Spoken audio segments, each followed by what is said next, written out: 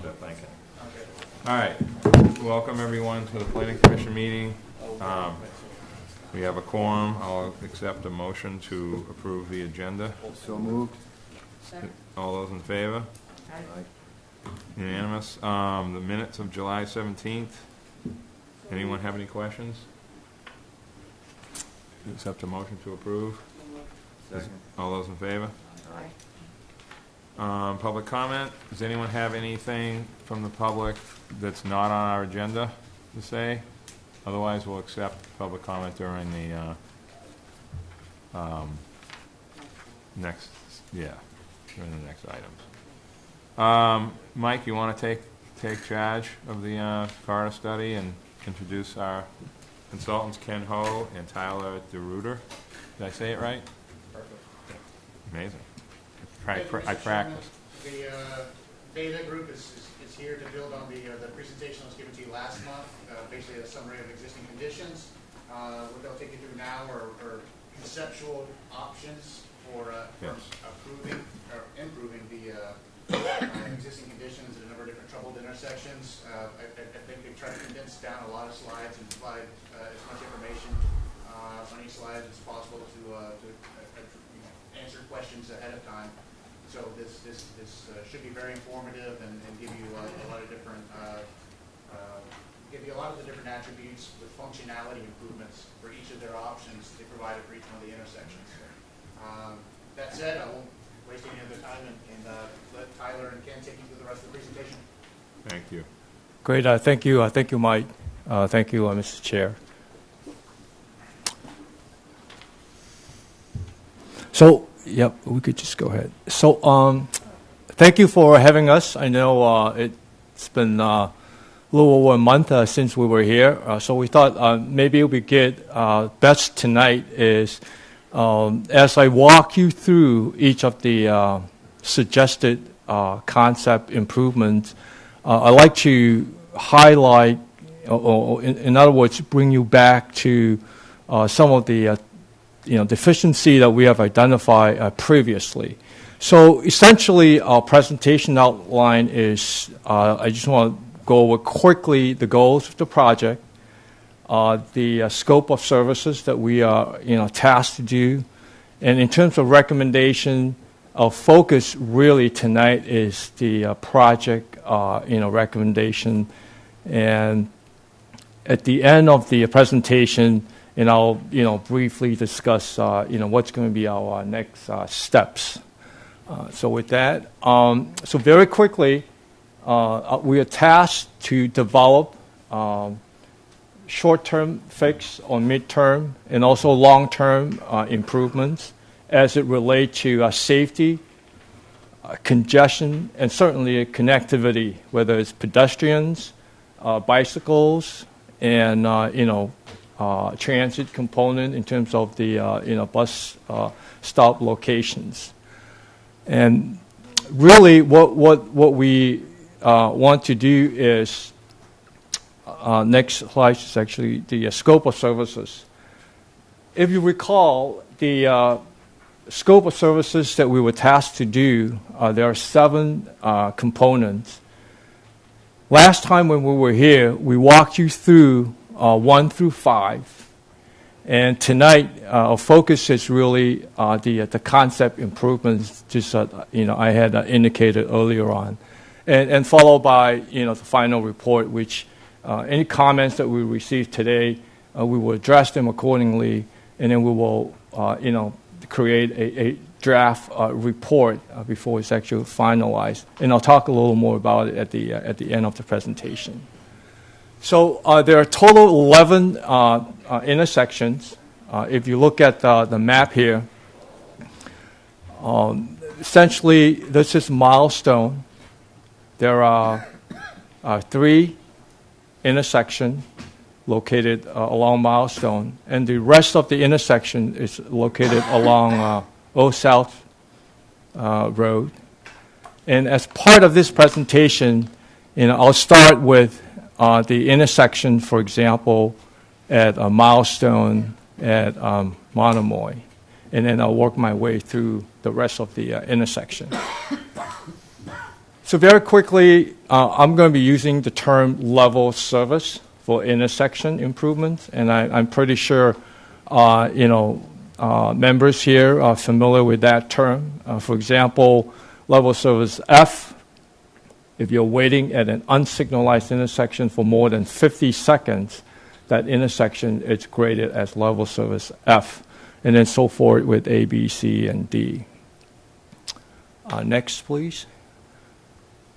Before I get into the presentation, this is just a quick recap of a summary of the analysis results.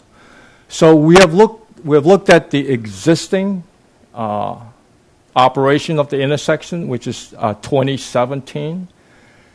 For analysis in terms of developing concept, what we have done is we have projected beyond 2017, which is 7 years out, 2024. On this slide right here, no built level of service, indicating that if we are not proposing, or if any of the concept improvement that's not being implemented at these intersections, in the year 2024, and in this case, the proposed Richmond project, for example, would have been already built. So the analysis is inclusive of the Richmond project, and we have projected that the analysis results as shown. For example, I'll start at the rotary right here. So it shows a level service F, and I'll just pick one approach, Old South Road, and that approach right here, the existing analysis shows that, for example, in the morning, the backup is over 800 feet. And that's, over 800 feet, it's a little beyond fairground roads. So if we don't do anything at this intersection, if there are no improvements done in the year 2024 projected, the analysis shows that the queue would go beyond over 1,900 feet. So 1,900 feet is actually, goes all the way back to almost at Lover's Lane. So that's approximately a little over 1,900 feet. So your queue is fairly significant if nothing is done at this intersection. So very quickly, if you look at the intersection, this is just operational level of service. The intersection at Monomoy and Milestone, it's operating at D's, especially the left turn. But I will get into a little more as to why that's level service D, which in fact it should be level service F. And I'll get into a little more later on as I focus at the intersection. And the next intersection is at Milestone and Pulpus. And at that intersection, you're looking at, especially the side street, it's D. Existing is at C, so it's actually downgraded to D. And then very quickly, all the other intersections along Old South Road, which I'm not going to walk through each one of them, essentially all the side street, for example, at Fairground, Emilia, and continue on, they're all actually operating at level service F, which is at those side street. And we'll discuss as to how, if there's any concept improvement that we could develop to improve those operational. So with that, I think what I'd like to do is, just like we did the last time, as we go through each intersection, I will describe what suggested improvements that to be considered. And then I will allow for about 5 minutes for each intersection for discussion. And then when we're done, we can just move on to each of the intersection. So I think it appears to work out pretty well the last time. So we'll try to follow that format. So the first intersection is Milestone and Monomoy. And if you recall, this intersection has a very skew, right turn, approach here, and there's also another approach.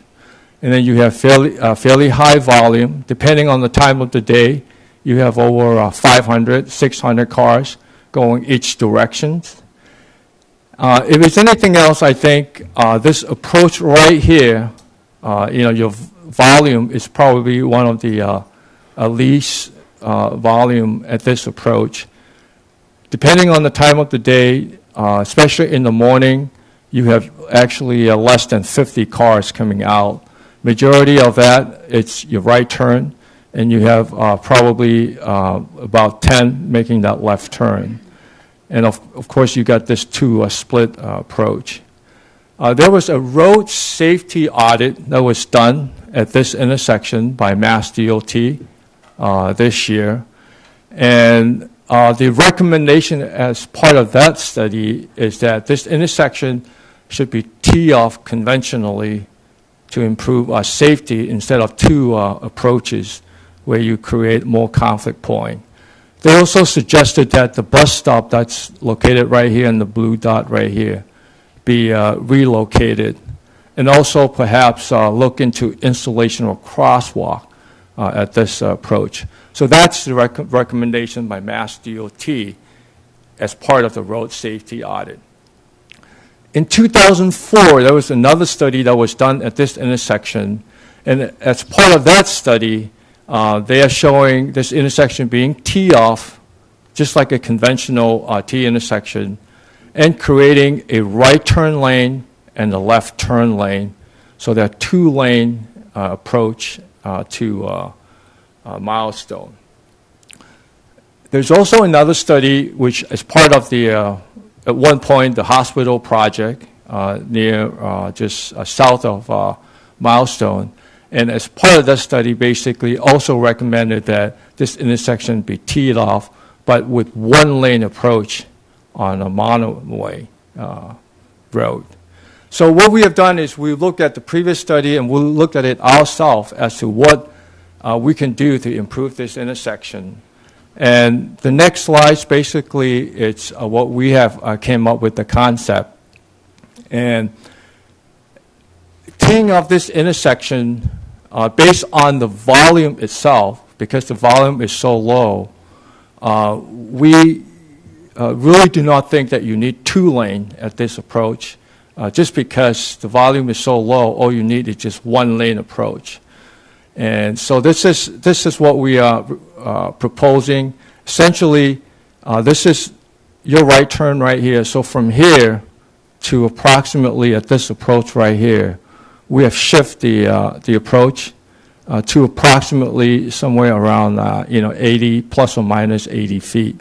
That's over here.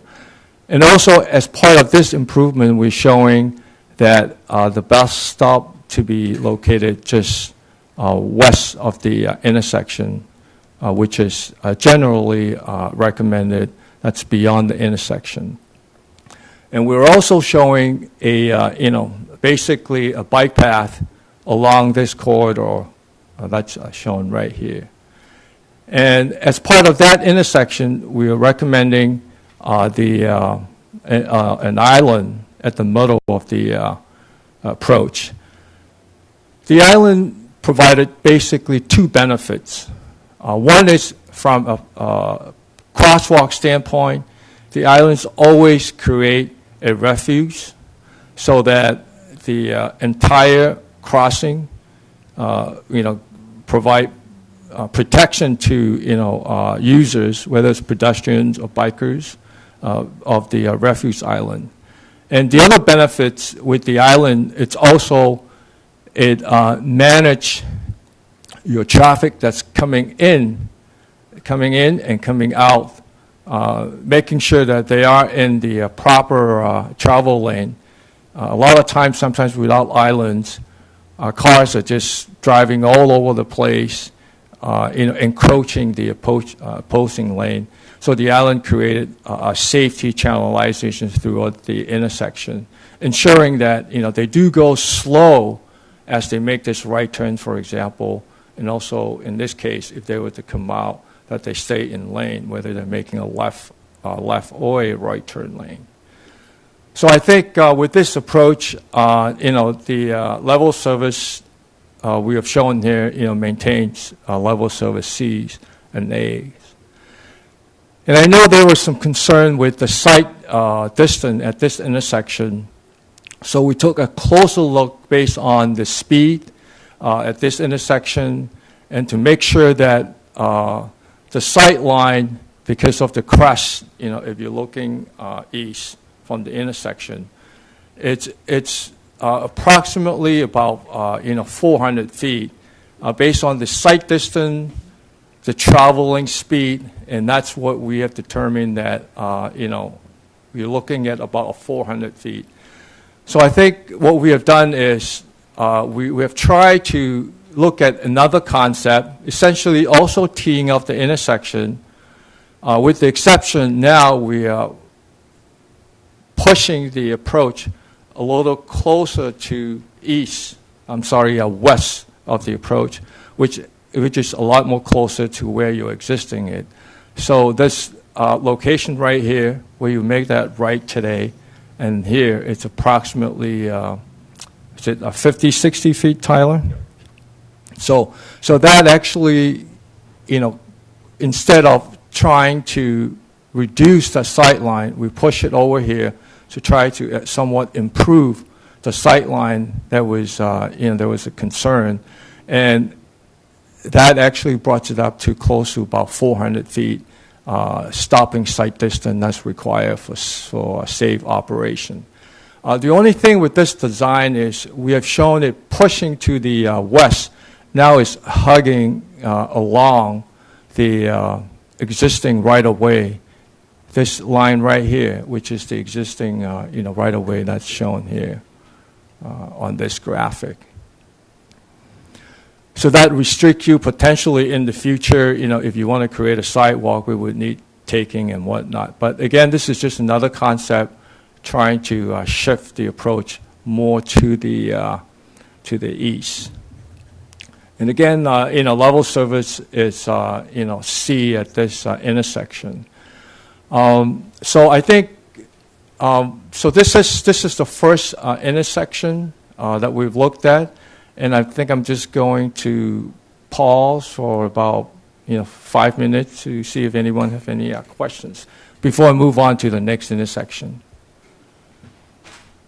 I've got a couple. Is Yep. R11, is that the stop line? That's the stop sign. Stop sign? Yes.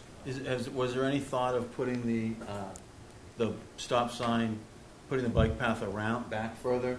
Because what happens here, cars pull past the stop sign, stop right on the bike path. It's sort of the Nantucket way. The cars ignore the bikes and pull right on the path. Is there any thought of, moving the bike path back around? I don't know, just... That's something that we have looked at, basically. You go up the road and down.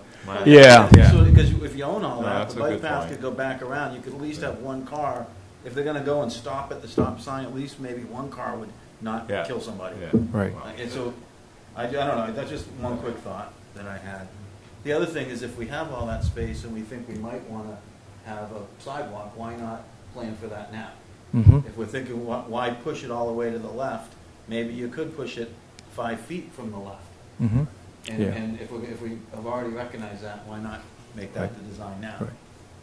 I think regarding, just a quick comment regarding pushing the crosswalk a little further north in this case. As a rule of thumb, we especially as you're approaching an intersection, we generally like to discourage a mid-block crossing, because what happened is when you a lot of time you want to make sure that you create a crossing that people actually use. And the last thing you want is you don't want to create a crosswalk that's, say in this case, maybe another 50 feet north, that people would have to go out of the way to cross, which essentially they may not use it. I bike a fair amount. If you walk down, some of the safest ones we have is where there's a little bit of a place for the car to hide before it goes onto the road. Yeah. So the bike path comes along, then it wheels back around. So Yeah. the cars come one at a time. Yeah. So they slow down when they get to the path, and then they can come out and look at the traffic. If Mhm. like along here, it works, and when we don't, you can go and look at when you leave. When you don't do that, the cars pull right through the bike path, and then they stop. Mhm. So you're biking along the road, and there's a car in front of you. Mhm. You're biking along the bike path, and there's cars parked in front of you. Right. Right. You have, so if the, I'm just talking out loud here. So if you have the bike path that goes, say, 50 feet behind the stop bar, do you have an issue with cars queuing through the bike path crossing? I don't know, that's what I'm asking. That's generally why we discourage doing that, because Two you different don't want stops. Yeah. cars parking through the bike path. Maybe Right. it works here because there's not Yeah. that much traffic Yeah. coming out of these. Right. But it doesn't, I know it won't work that way. Right. I don't have the answer. I'm Yeah. thinking 15 feet, not 50. Mhm. I'm thinking space for maybe one car. Yeah, typically one car length would be about 20 feet. So, right, right. But anyway, that's. I have a question of having the bike path even crossing the road. Since you Question have of one bike on the path there at all. outside, and why not just have one just going down Monomoy, and then, someone wants to continue further, they can get another side of the road. No, but he means, the reason this is here though, is because of Pulpus. Yeah, you need Right. Getting to Pulpus Yeah. through back here. from Pulpus. Yeah, That's what it is, Andy. right. Yeah, but I mean, you do have that cross above Mile and Lumber from Pulpus, and that's also. But that that's comes the way from the bike where? path and everything. But they, okay. No, well, I mean, I'm not the consultant, but I know what this idea of this other bike path wasn't, no, it came from a while ago. It was years ago. This is a great idea, I think. See if had money to Hold, build it. all right. I don't do a lot of bike paths. All right, hold- Just bring it up. Hold on, just think about one thing, okay? When bikes have to go to Pulpus, and they're coming from town, Mhm. or they're coming from Sparks, Mhm. they have to cross a dangerous spot in front of Inquirer Mirror, and if they're coming from town, they have to cross twice, depending upon if they figure out the new thing. Okay, so they technically are crossing in the new little thing, right? Then they have to cross again at Milestone in a bike path that's, people are moving pretty fast there, okay? This idea is interesting. We have it was a 150-foot layout, Wisconsin Road, Andrew? I think it's 150 feet. It is, and that's one of the things, I mean, to back up what Matt said, is the right-of-way isn't correctly shown through here. Oh, you mean up on Monomoy Pot as well? Yeah. Along Milestone Road, where that building, that's the cable building, and the right-of-way. We own that land there, up close to it. Mhm. The right-of-way is running parallel to this, another 50 feet in. So Mhm. there is more room to, put the bike path more, maybe more to what Matt is saying, like to have it set back and to have it set back from the road a little bit. Yep. And the bypass is an important concept that, first appeared in 1990 for those who are paying attention. To get the bicyclists outside of the main rotary on their way into town, so they don't have to make that crossing on Pulpit and Milestone, which is not ideal, because then you're just crossing and then re-entering the rotary down the way. And to add to the connecting to Pulpus Road, Andrew, just real quick, we have enough room to put a short sort of shoulder. We I have, think you brought that up at the last we have a meeting. very wide right-of-way connecting all the way to Pulpit. To the Pulpus bike path, Right. okay. So, we're talking about from Island Lumber past the old Islander to the by Don Allen. That's what Andrew's talking about. So at some point in time, that could happen. So, From biking standpoint, that would be really helpful. right, Because right now, the You- choice you make you're is, jiggling all over the place to get you to come Pulpus. down, you come off Pulpus, and the choice you make is, do I cut across, like Matt's saying, do I cut across Milestone and chance it, and then get to the rotary and chance it, or do I drive down the road? And do I just stay on the traveled way itself and go along, and I have the cars beeping at me, but at least Yeah. Yeah. I'm not going back across them twice. So you kind of, it's a tough decision, and I think, Jason can tell you, he takes bike tours around, it's tough. Ken, I warned you about this already, so Yeah. don't be surprised. Yes. This is Nantucket sort of Yeah. jibber jabber that it does matter. Yeah. It's not part of what you're talking about, but you're trying to eliminate a problem that we may not think about all the time. Yeah. So to sort of give another example of this, what this would eliminate, when we don't have a bike path from the Inquirer Mirror to Newtown Road on the right side. Yeah. Every person that goes to the Fairgrounds bike path to do it the right way Yeah. has to cross at Inky Mirror, Mm-hmm. get a drink of water, go up the little bike path, and then cross at an angle at a really choke point, sort of dangerous spot there, Yep. just to get there. Other than riding on the road. And cars can't see It's you, like just what a- he's talking about. Yeah. I want to just bring up something about this whole improvement thing. Besides the bike path, the biggest problem with the Monomoy intersection, it's not that busy there. I don't see this intersection as a gigantic issue. Right. However, when you don't show a hill in this picture. Right. Right. When you turn left out of Monomoy to go to Sconset, Yeah. which is not that unpopular. Mm-hmm. Okay, there's a lot of guys going to work in that direction. It's kind of not an uncommon turn. You can't see it. Right. It's very quick. It's one of those step on the gas and put your foot on the brake at the same time type of maneuvers. Mm-hmm.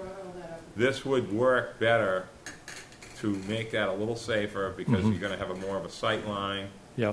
and some of the work that's been done with the Comcast building is actually helping Yeah. some of the sight lines. I think one of the comment that was noted when we had our conference call was the right-of-way information. I know this is based on an older version. I know we will be getting a little more updated. So I think the preferred concept in terms of teeing up the intersection is try to improve safety and at the same time maximizing that sight line, constraint that we have to make sure that there's enough stopping sight distance for folks coming out of a Monomoy making that left turn. Yeah, So- that's the key there. Yes. I brought that up on the conference call. I don't know if you're aware, you remember we appointed a corridor group. It was Jack, myself, and John Trudell. So we've had a couple of conference calls with them. And I brought up the sightline issue because people are cruising coming in from Sconset over that hill down towards Monomoy, and they can't see you and you cannot see them until it's too late. Yeah. Which is why you gave us this option number 2. I don't know if that's the one. Yeah, that's the that's one. it. Option number 2, to push it further down the hill. I'm still concerned. I don't know which side of the road we were talking about Monomoy. Is Monomoy itself having a bike path or just going to cross it? Just in front. Okay. So I'm not worried about pushing it over to that side. Okay. I'm still worried about how sharp the T is. Because I go down to Monomoy for people all the time. I had suggested that you shift it so it's a little bit more gradual, where you're coming into Monomoy and not stop, make a left turn at 90 degrees. Yeah. That's not going to work there. If there's nobody coming down the hill, there's no reason for you to stop. And right now, everybody, if there's nobody coming over the hill, we just keep going so we don't stop the people behind us. That's how it's practically used. You can't do that here. You have to come to a stop, take a left turn. What I asked for is that little cobblestone thing gets a little bit more skewed this way, so it's a little bit more gradual coming into it, so you can keep going without stopping everybody on Sconset Road to make a left turn. Right. So that's I still have that concern with this intersection. I appreciate you moving it west, which is what we agreed to or talked about on the Right. conference call. Right. But it's still too sharp. I understand teeing it up and taking Right. away all the little whoop-de-doos we've got now, Right, but it's right.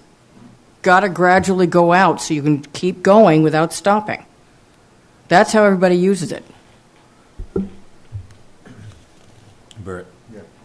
I would make a suggestion that we're eliminating the current bus stop on the green grassy island there.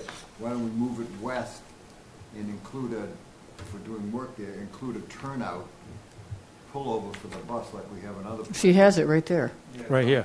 right Yeah. on the left. Right here. And That's Paula was at the conference That's call gonna be- with us. yeah. That's the recommended It's gonna be pull West in and Road. pull out. Kind of the east of that, okay, so Right. This will be just west of the intersection. So I think when what we'll do is take another look to look at this approach right here, because this is a very conventional teeing off traffic calming, for lack of a better term, to slow car down, especially if they're coming down here and making the right turn. And we'll try to look at, instead of this 90-degree, to see if there's a way to try to soften it a little more, to try to increase that sight line, push it, see how much more we could push to make sure that, the overall sight distance over here is not being compromised, or if it's anything else, to improve it as much as possible. Because I think I have to say that today, if you're coming out here, because this curve is so wide open, and I bet most of the time people wouldn't even stop; they just blow through it. That's what we're trying to say. Yeah, It's not really. yeah, It's exactly.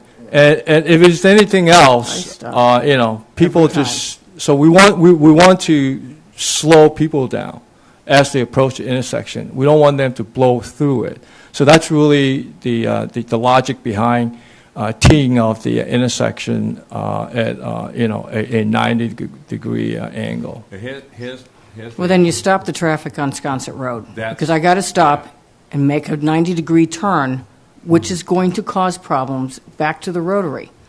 So we've created a problem. Well, we're trying to fix a problem. We're not coming 90 miles an hour down from Monomoy. You just can't do it. And I never just keep going. I've always stopped. Now, we sort of cured that issue with Pulpus, when that used to be just a yield and keep going, when we put a stop sign there. So people don't tend to blow through it most of the time because they see there's a stop sign. Stop sign would help that instead of a yield sign, but I never blow through it because there's people coming up over the hill at 50 miles an hour, if not more. So that's my concern with this thing. But don't assume that we're all going 50 miles an hour coming down Monomoy Road to... Nobody does. Nobody does. I mean, that's another comment I had. This is not the mainland. And when you're saying you're considering time of day, it's also time of year. It's not just strictly time of day here because we are a seasonal thing, and starting on May 15th, they fire the gun, and then it slows down after Labor Day. It's already slowing down a little bit. And you said you projected out 7 years, that the traffic's already going to be back to Lover's Lane. It is already back to Lover's Lane certain times. So that's not something 7 years in the future. That's happening now. The other day I was stuck all the way out, so I turned off at Lover's Lane and came home the other way. So there's some realities to Nantucket, usually May 15th through September 15th. FFFF. And they're not coming here from away, and there's only so much more building, but that So- big project is a problem. Okay, so do you want to close out the Monomoy thing, Ken, now, or without getting, because this is the problem with this. I could talk more about it too, but I'm not going to do it. Yep. So just, would you like to continue to the Pulpus one, or do you want to? What's the goal? What is the goal of tonight? Is it just for the pulp? We've all seen this before. Is this a? Well, no, we haven't seen everything with this. Okay. This is some new stuff in here. And there's no. Is there anything we're expected to do tonight or no? Okay. No, yeah. I mean, I think the comments that, so, we're going to take another look to try to see if we could maximize, the key thing is the sight line, at that intersection, and to, try to see how much more we could shift the approach to the west of the intersection. Yeah. Let me just give you just a little bit, okay? Route 1, I'm going to bring up my Route 1 comment. You know how Route 1 is? Yeah. It's not a merge. You can't just go, okay? That's sort of what Monomoy and Pulpus are, like Route 1. You can look behind you, Right. and if there's nobody coming, you're just driving. You're Yeah. not slamming on your brakes for nothing. This will require everybody to stop and accelerate turning right when vehicles are moving fairly fast. on coming towards them from Sconset. That's what she's trying to say. That's the reality of these two spots on Nantucket, especially in the off-season. Yeah.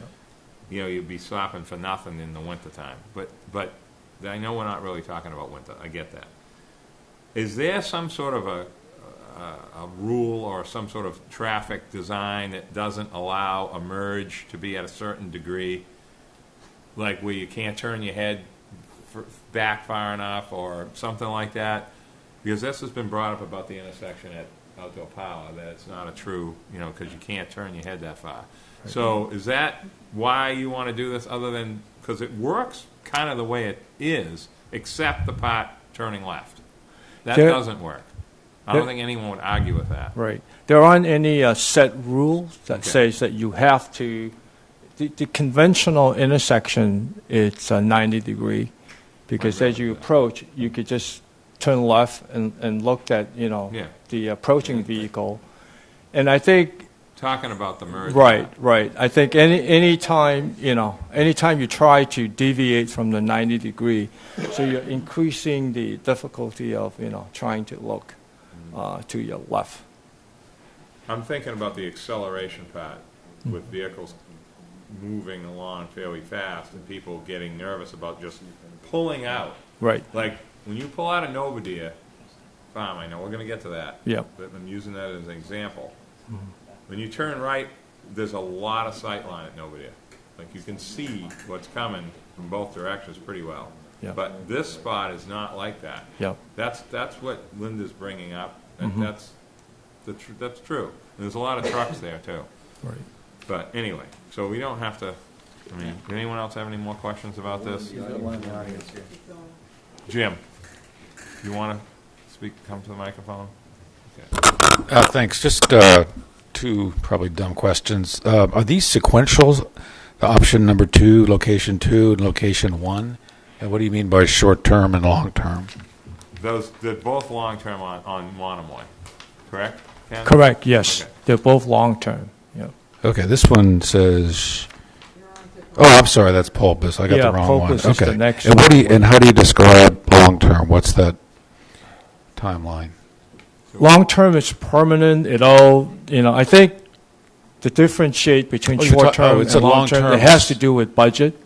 And, Okay. you know, short term, generally, the construction cost is less, Okay. significantly less. Okay. Long term requires a lot more, you know, cost to implement. Okay. So really, you know, there's really no fixed time frame. Okay. All right, It thank you. really is budget driven.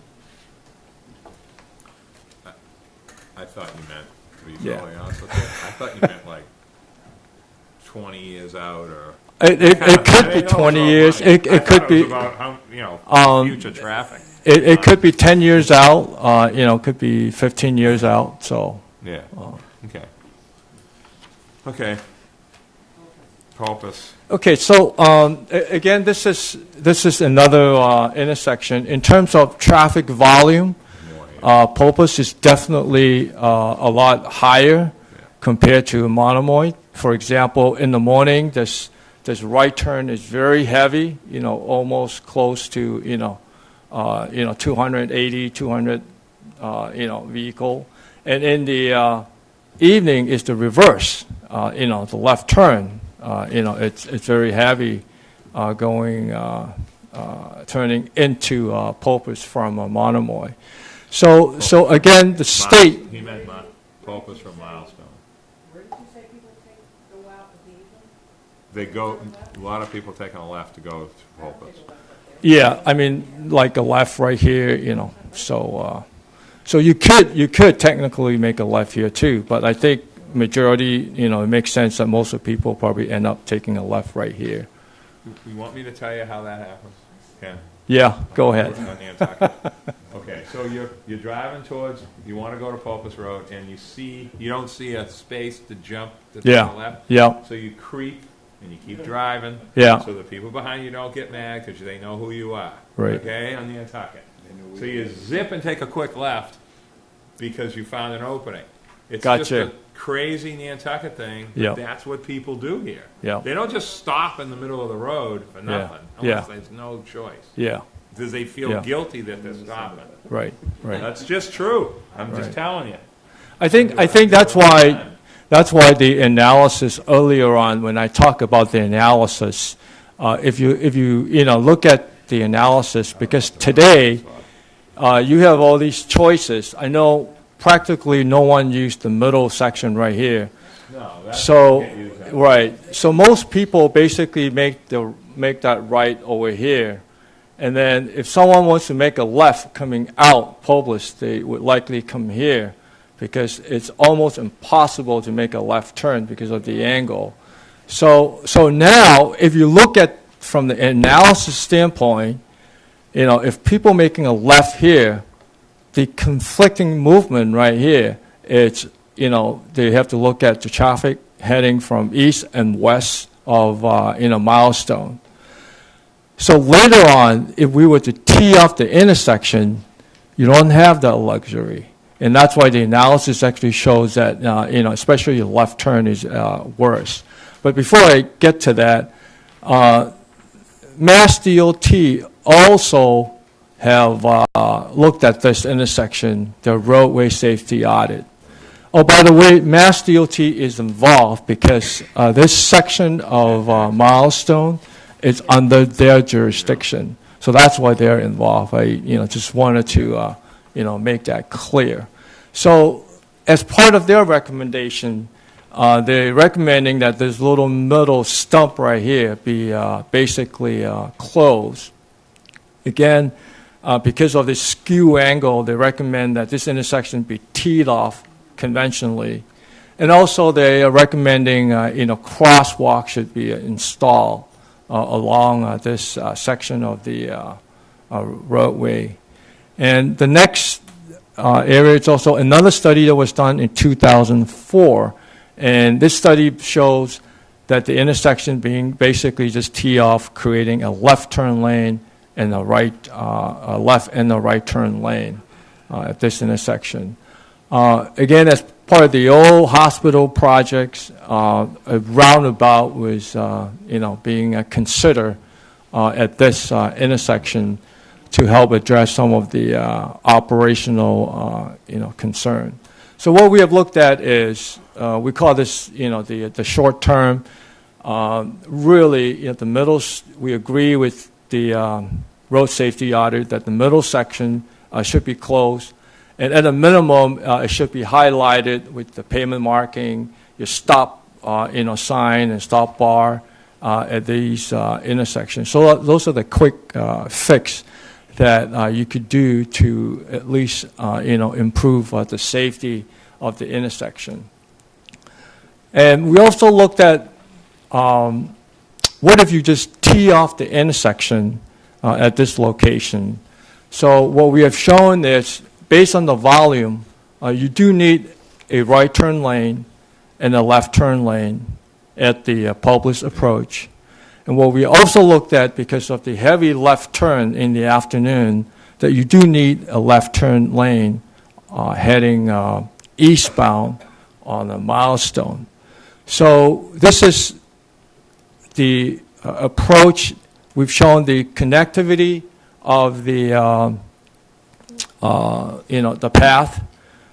This is actually continuation from Monomoy, continue all the way to the trail that's a little north east of the intersection. We're also creating a little island right here. Right now, we've shown this area, at least it's a painted island. Again, this could be any feature that we could decide on. It could be a raised island. It could be a score island, depending on the treatment. And also creating all the connectivity with the crossing here, sidewalk continue on onto Publius, heading north, and creating this green space right here. There are details certainly that we would have to, work out as part of the, if we do go into the final design or whatnot, is the, site driveway of the abutters that's along here. I know currently we only shown, a connection over here, and that certainly those are things that needs to be ironed out. So I think if you look at this intersection, the analysis shows that your left turn is actually still operating at level service F, and a lot has to do with because your through movement it's so heavy they couldn't find a gap coming out, entering into a milestone, and you do need that left turn lane because your right turn is so heavy. Because you want the last thing you want is you just created a right turn lane, and then eventually they'll block the left turn vehicle and they can't get out. So because of the continual left turn problem at Poplar's, it prompts us to look at is there another option that could help solve the overall operation of this intersection. And so we looked at, a potential roundabout at this intersection. And so essentially this is a conventional roundabout, which is very similar to, a lot of the roundabout that has been designed. And the roundabout basically provides two key features.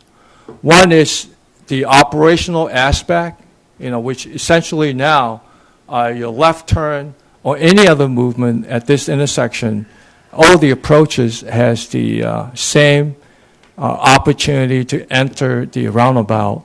And overall, the level of service, instead of the F, essentially they're operating at level service B with this concept.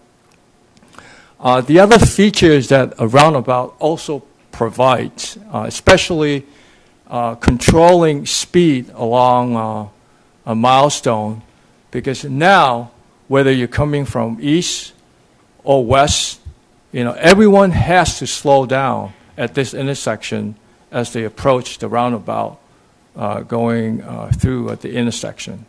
So I think from an operational, and a safety standpoint in terms of slowing speed, the roundabout does provide those benefits. And it also provides all the connectivity that we have shown, the sidewalk and the bike path that's shown on both sides. So I think I will just, again, pause for 5 minutes.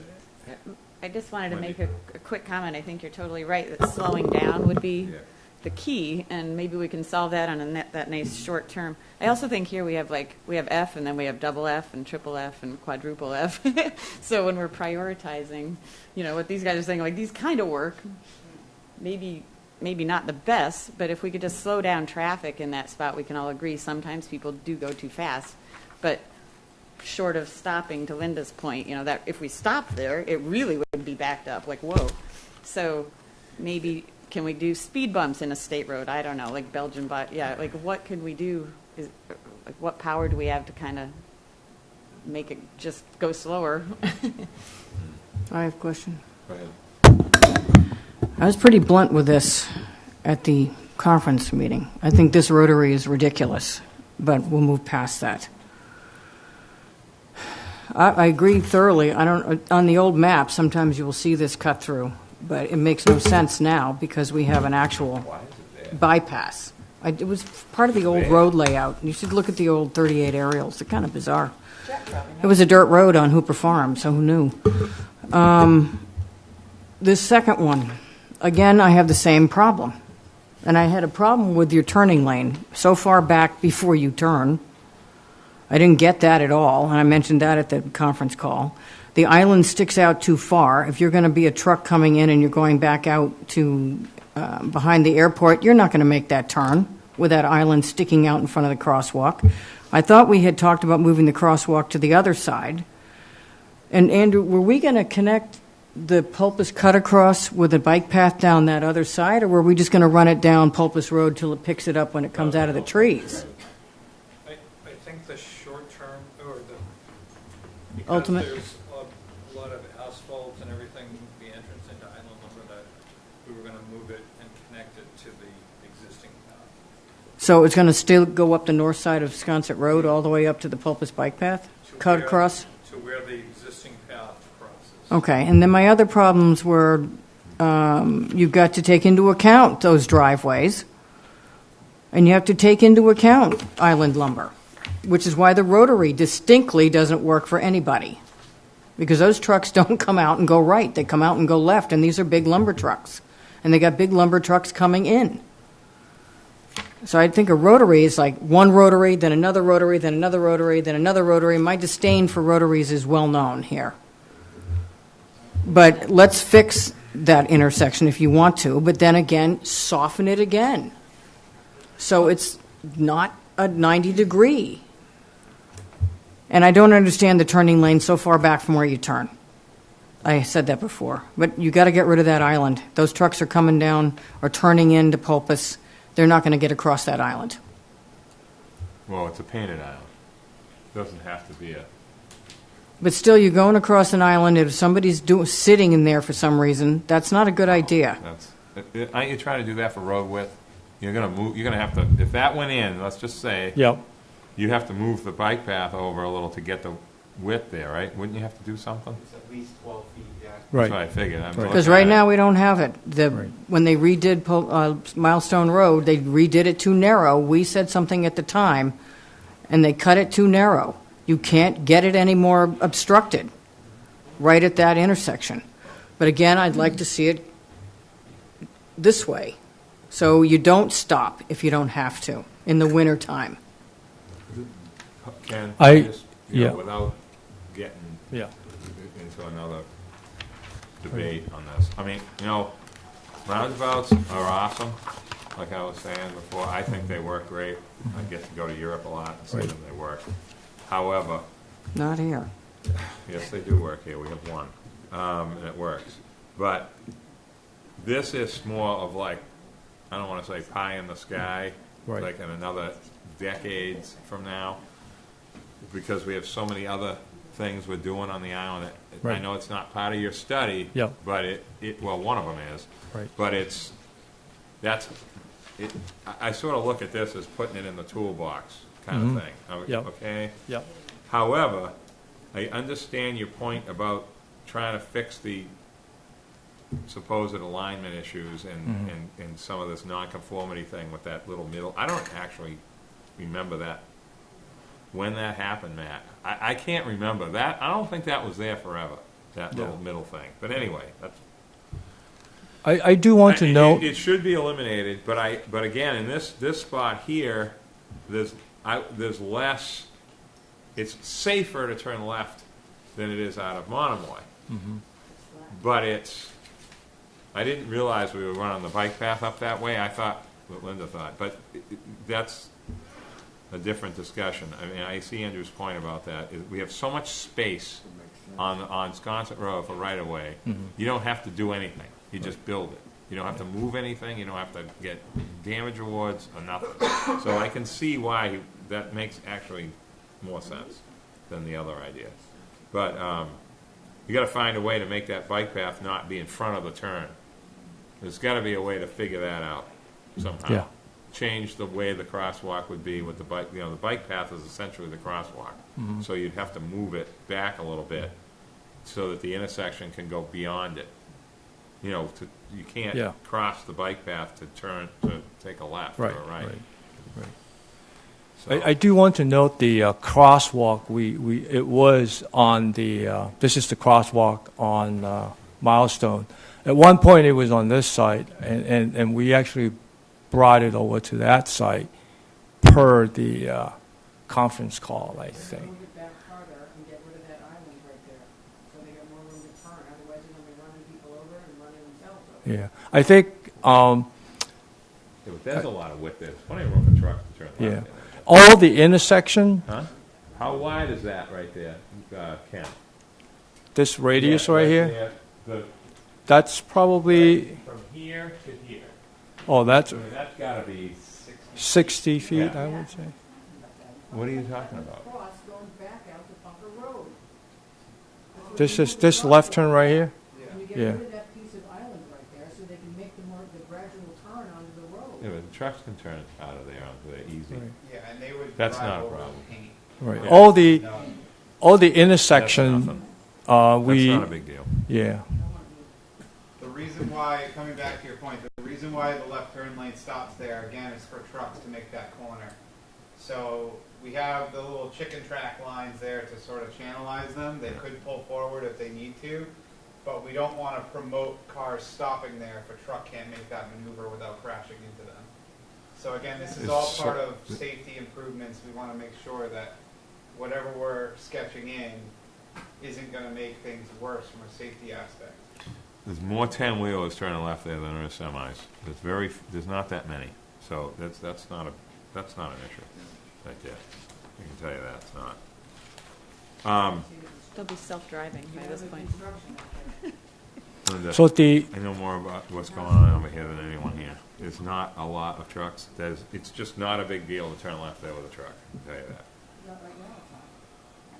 You gotta keep this moving. Okay. Yep.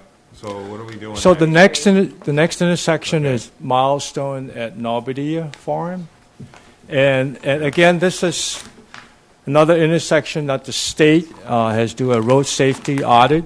Some of the recommendation has to do with eliminating the passing zone. And I know that's something that the town is working on. Installing some warning signs out at the intersection. Replacing the stop line. So those are some of the basic recommendations that they have looked into. So the volume at this intersection is very heavy. We're trying to figure out why are people coming out of Nobody, especially whether you're making a left turn or a right turn. All the volumes are very high. They're over 150s, and of course, the main line, it's heavy. So overall, this intersection, all the movements are very heavy. So the first thing that we've looked at in terms of improvements is there anything that we could do, because the pavement is pretty wide. So is there anything that we could do to try to manage car coming in and out of the intersection to make sure that they are, making it safely? So we have looked at the intersection of creating a median at this open space right here. Again, just like any other intersection, when we create a median right here, we want to make sure that whether it's school buses, emergency vehicle, fire trucks, or as in tractor trailer, making sure that they could make all the turns. And so I think by creating this island provided two benefits. One is it created so that as people walk through or bike through the approach, the island provides some sort of a refuge right at this point right here. And also it manage cars, making the right turn or car making the left turn so they don't encroach into the opposing lane. At the same time, if they're coming out, we want to make sure that they are also staying in the lane where they should be. So I think this is a simple, quick fix at this intersection. We're also shown a crossing and also the two defining to two bus stop locations heading eastbound and westbound, and the location that actually just east of the intersection. We took another step further to see, because of the level of service at the approach, if you don't do anything, the approach at Nobadia is actually operating at level service F. So we figure out, is there anything that we could do to relieve the side street so that everybody else would have the equal opportunity to enter the intersection? So we look at roundabout basically at this intersection right here, creating two benefits. One is, the overall operation of the intersection, which now improves to basically level service A or Nobadia. And also overall safety, the roundabout creating that slowdown effect on a milestone along this corridor. So I think if you look at the corridor, we are slowing down cars, with the roundabout features. and providing all the other, connectivity in terms of bike path, crossing, and the, the school, the bus drop off. So I think I'm just going to open up for 5 minutes. 20. You sure? Go ahead. Is your thinking about the roundabouts to help the milestone, the circle at the end? I mean, the big problem in traffic is the main circle that exists now. By retarding the traffic and coming down so fast, is that your thinking with all these? I think when we look at this, we try not to pigeonhole ourselves into just looking at the intersection. We try to look at the corridor, and especially in this case, you have 45 miles posted, and we all know, no one drives at 45. They all go a lot higher than that. So, in addition to trying to improve the operation of the intersection, is there anything that we could do from a corridor standpoint, the big area, instead of just looking at one area? So I think the key is operational and safety. So the roundabout, again, with the exception of traffic light, design features that typically address capacity and trying to slow or stop vehicle, the roundabout provide that features in that corridor. I have a comment. Go ahead. I really am not in favor of this roundabout. Linda, we've heard you over and over. Yeah, but this one is even worse than the other one. It's killing a gnat with a bazooka. But something you said earlier was you put the island in there as a safety zone for people. Why? The bike path is 5 feet away from it. They got safety zones right here. It's people blowing through the stop. They don't cross there. They cross way in front of it. People blow through that stop because I think the stop line, as you mentioned, is in the wrong place. We have really good visibility in both directions here. Back to the passing zone, which is right to the right of this. People are passing where they're coming out of Bunker Road or South Valley Road? New South Road. They're coming out of there with big trucks, and a lot of people live in Macasham. And there's a passing zone right there, and they don't see the people are stopped to make a left turn into the airport. You got to get rid of the passing zone. I think that solves a lot of the problems there of this intersection, is people aren't passing while people are coming out and while people are turning, because nobody sees each other over there. And you have some heavy vehicles. I don't understand the island at all. I really don't. People are on the bike path. They're already stopped. It's us who don't stop there. So maybe if the stop line was further back and they had to inch past the bike path, maybe they wouldn't hit people there. But people have been hit there. It's another, as a biker, it's another very dangerous Yeah, area. it's not a good the place. Cars come flying off of Milestone to get Yeah. on. They come flying out of nobody in both directions. They try to beat the bikers. It's a dangerous spot. From the biking perspective, the bike path on the roundabout is a lot safer setup. Yeah. You look at that, you're taking the bikers away from the speed and away from trying to cross. And I'm sort of with Linda. If we're making it wider there, we're not making it wide enough to have a shelter for anybody to get halfway across. They're still kind of in the middle of the way it's set up now. They're sort of still, they've got to get part way and then, And bikes pay no attention to the stop signs. No. Let's be real. Right. I live on a bike path. I turn on the bike path, and so does Nat. They don't stop. There's stop signs for the bikes to stop on these heavy intersections, and they don't stop. They just keep right on going. Pedaling, not a car. So they create their own disaster, as well as us trying to avoid them.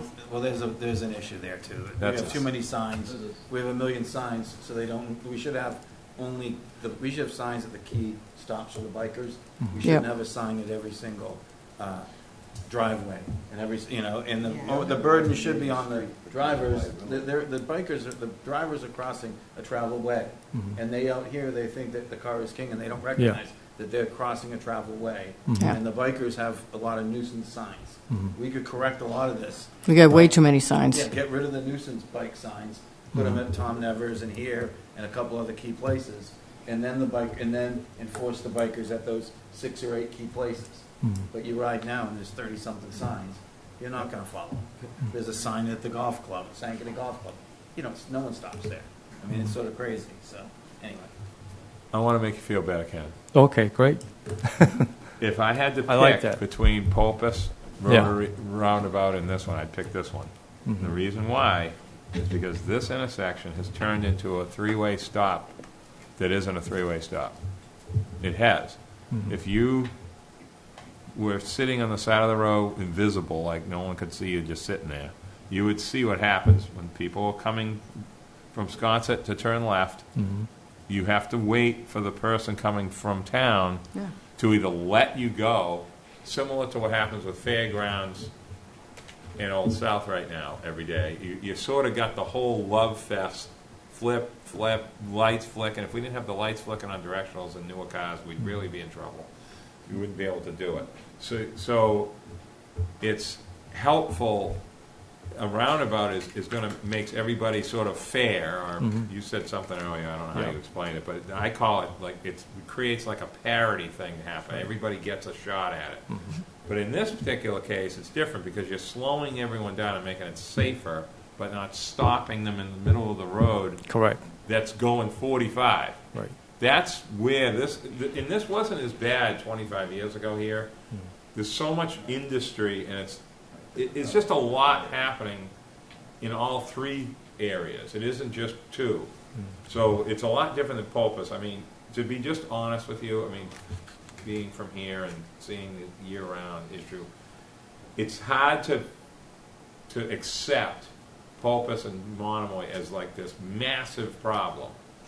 This is a problem that's bigger because you have moving vehicles fast in all directions, large vehicles.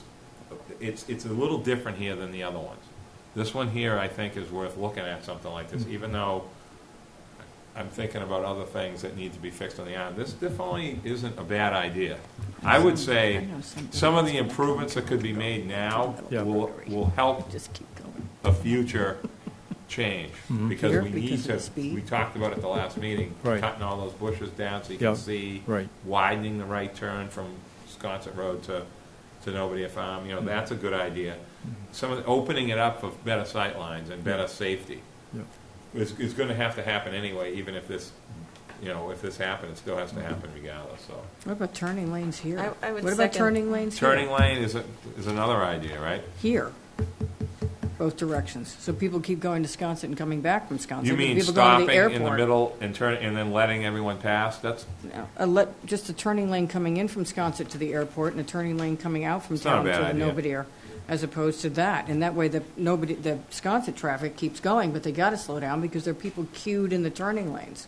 But they might not, and you may have the situation we have now, where there's the passing lanes and the trip. Passing lanes yeah, gotta but that go. would all go No, away. I know That's those are gotta going, I go. know they're going away, but That's we gotta might, go. what you're talking about, That's like, it great. might create the same sort of thing. The whole I'm path. with Nat on this one. I think that this is more important than Pulpus, and I think addressing it long-term in this But manner. what she will just work. brought up, though, is interesting. I mean, that's what we're talking about on Yeah, On but Old then- South. but South you're not- Road's but got then turning You're not going to lanes. slow. Oh, If you've got a yeah. passing lane, you're not going to slow the right-hand car down.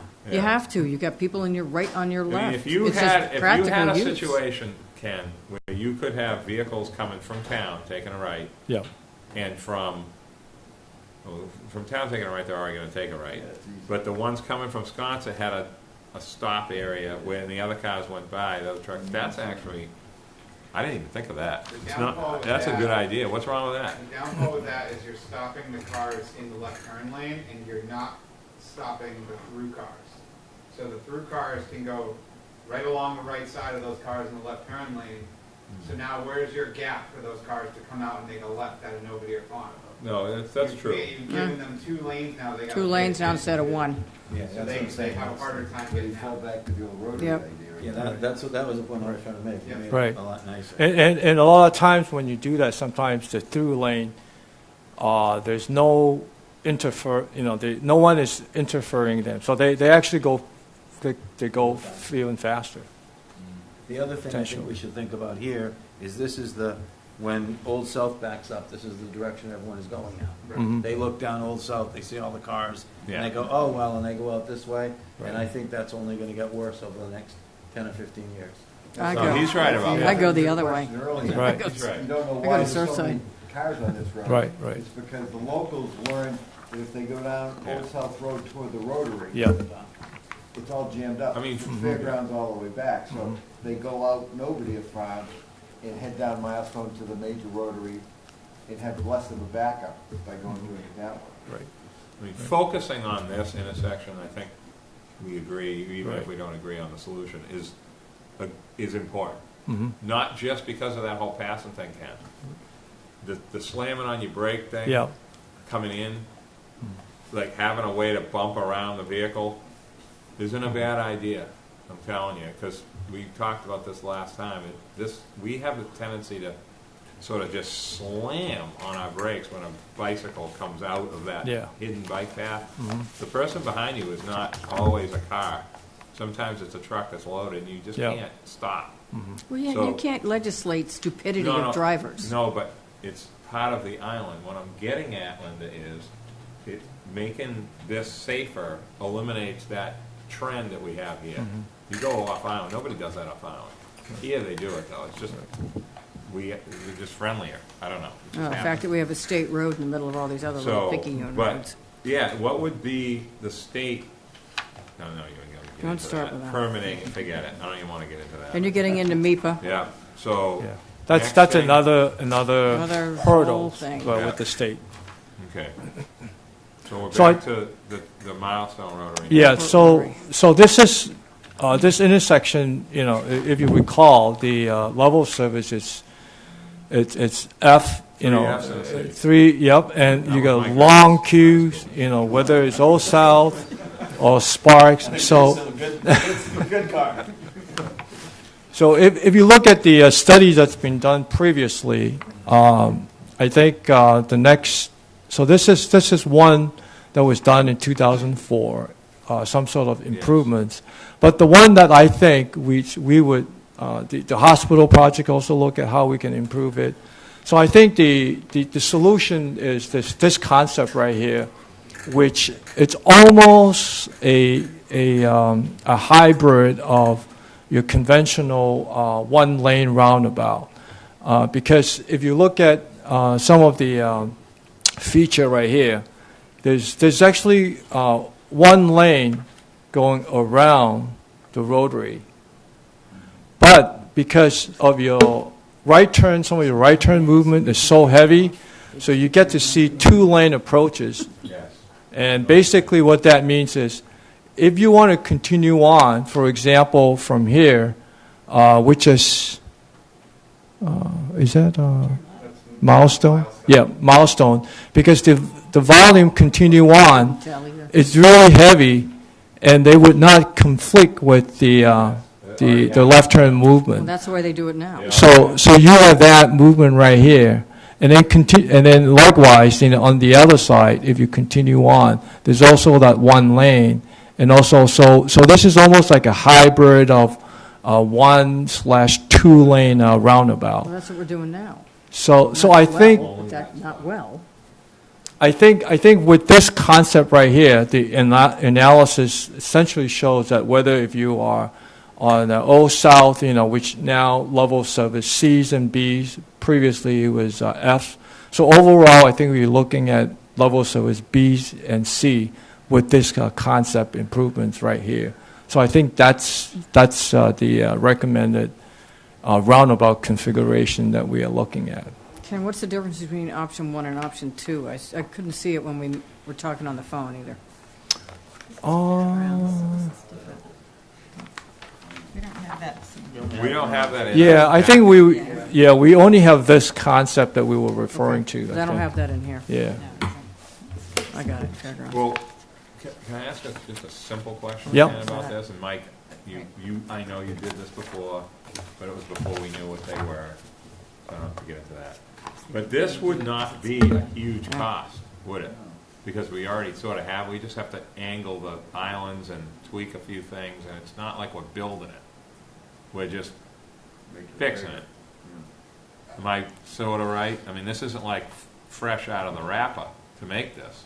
No, I think because you have the layout in place and there's You have everything there's there. a lot of the existing sub base that's in place, you probably see some efficiencies and costs rather than if this was just a four-way stop sign controlled intersection. There'd be a lot more cost involved with new material you're bringing Right. in. So in that respect, yes. And this, that island, when we did this first phase sewer project, it used to be bigger. It got made smaller when that got blown up and all that first line of sewer got done. Yeah. So the island is smaller than it used to be. It was one lane, Ken, until Okay. that was done. Which, are you talking about the middle section Yes, there? it got Actually, made it was, smaller, it was about a a couple of feet. triangle in the 50s. It was a triangle, there was no That's rotary. why it's like 1.5. So it just kinda sort of thing. got stuck there. The challenge is here is the corner of Sparks. Which I and think is, Old yeah. South, which is that corner. So that would take a lot more of the design as part of this concept, sort of getting rid of the stop sign that's there today and bringing them into the circle. Because right now it's kind of like a combined It's a stop three-way approach stop with and a with yield. Right. roundabout on one end of it. So That's that right. This That's right. brings them all into one common circle, and everybody gets a chance. Andrew, do we have Don't forget the ducks. issues with fire mirror layout, or there's been a lot of rumors about all that over the years? We have more there than we think? A foot, Jack would know. I should have yeah, asked Jack. it's about a foot. Into of the road. The property line is. It is, isn't it? Yeah. Of that building. Okay. That wide is Like lot, Caton, that road like is across from Caton lots Circle. wider than you think it is. Yeah. Okay. Yeah. So we have the traffic land. should be going right through that and putting in Okay. the parking lot. So it comes up within a foot of the building, you're saying?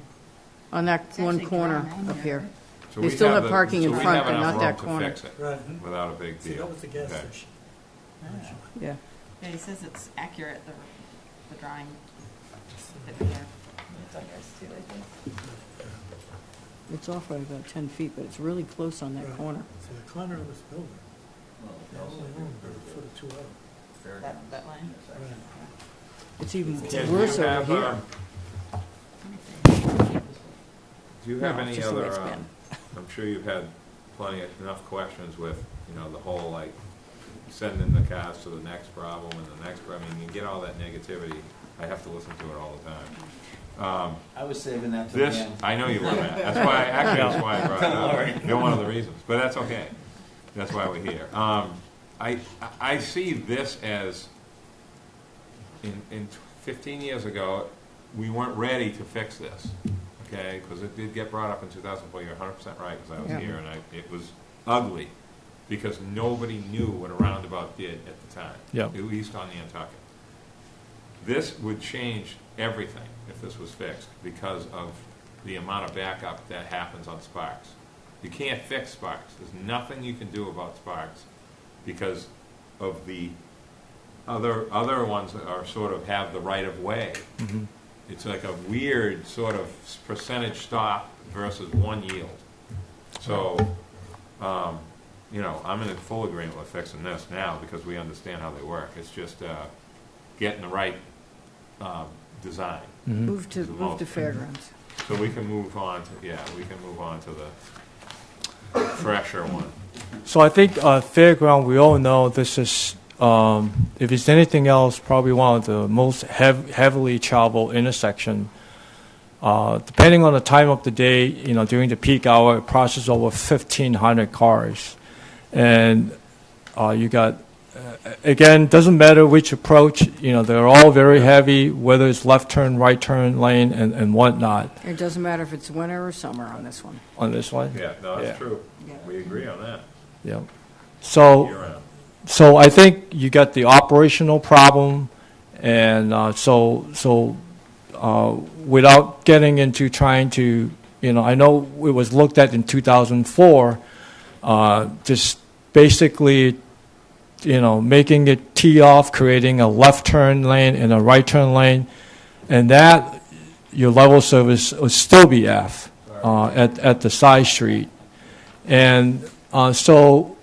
2006, and this is also something that was being looked at, and this is a single roundabout. And so what we've done is we went right into, designing, there was another incident with the hospital expansion. It was also looked at as a roundabout. So we looked at it as, how can we lay out this roundabout and basically making sure that it allows all the, buses, school, emergency vehicle, trucks could, make the turn, and making sure that you have minimum right-of-way impact. And I think this is a concept, and I know we're gonna have more recent right-of-way. This is your right-of-way line. It shows a little impact right at this corner, and there are some impact over here, but this is part of the the bike path, and also this corner right here.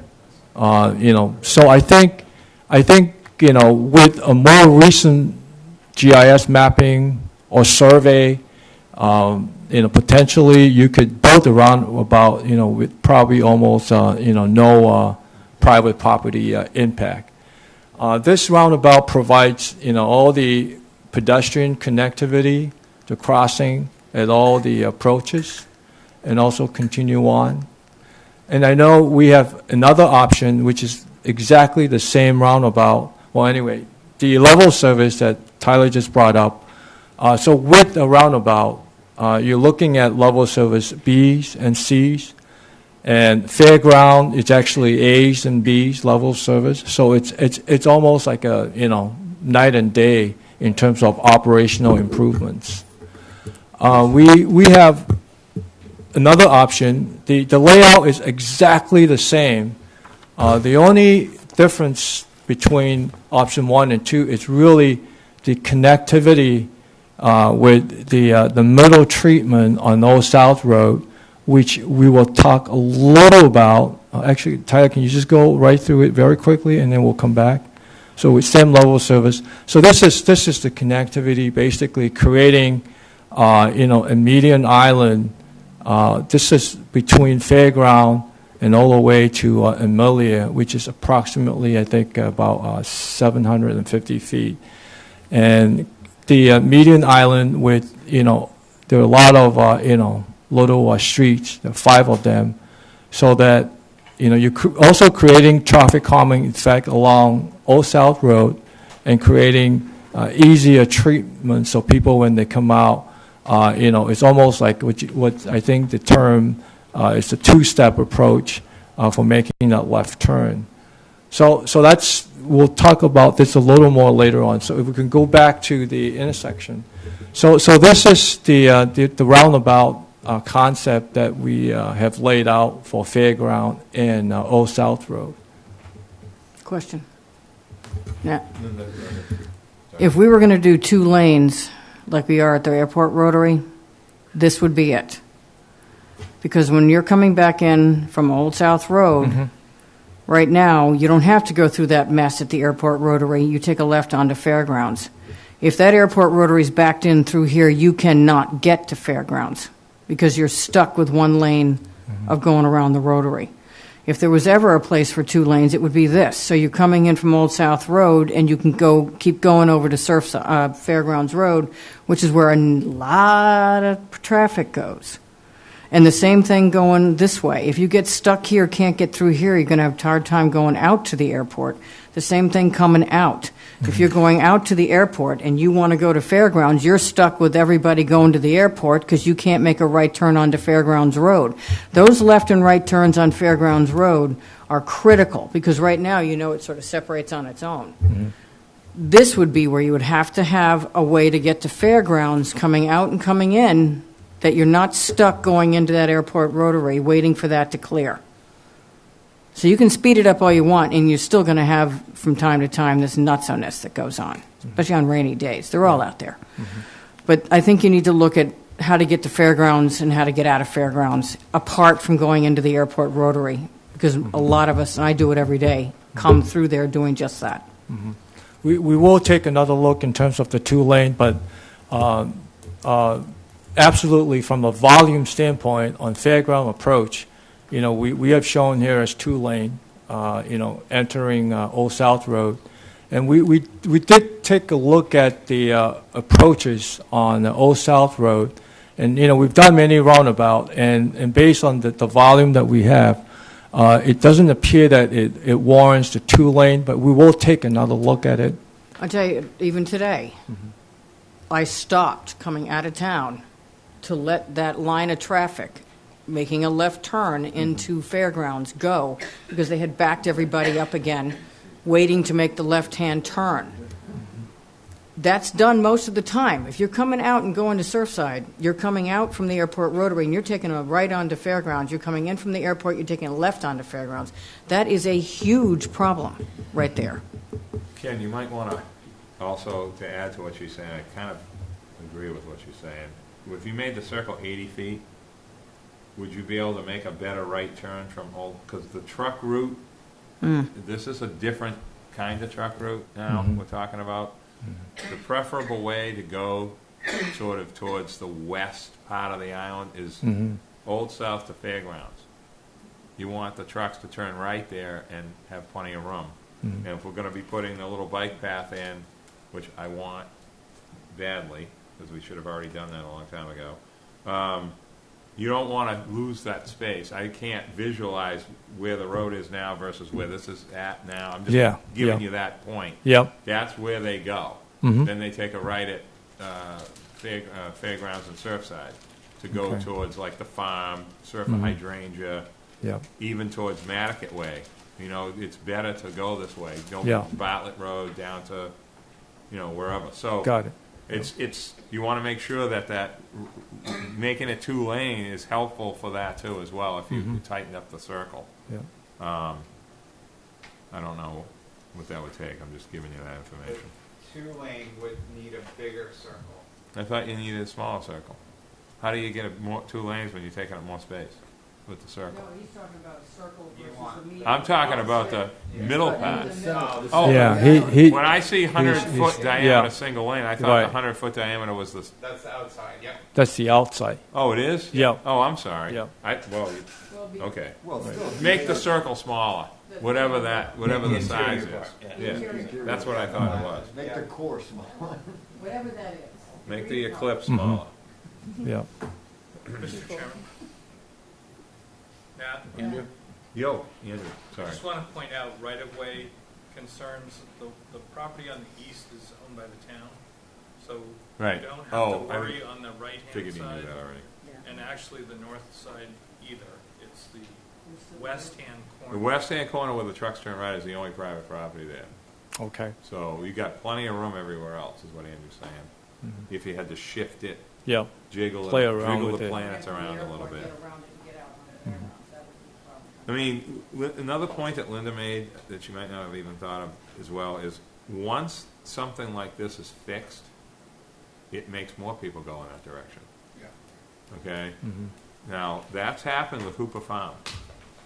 Newtown Road is a cut-through. I can't believe I'm admitting that, but it's true. We're all using it.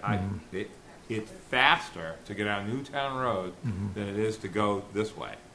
If you're going towards town or by West Creek Lane or whatever you're doing, going to the post office. So once these things get solved, it tends to become a new route. Even though everybody already takes it, it's going Yeah. to be more.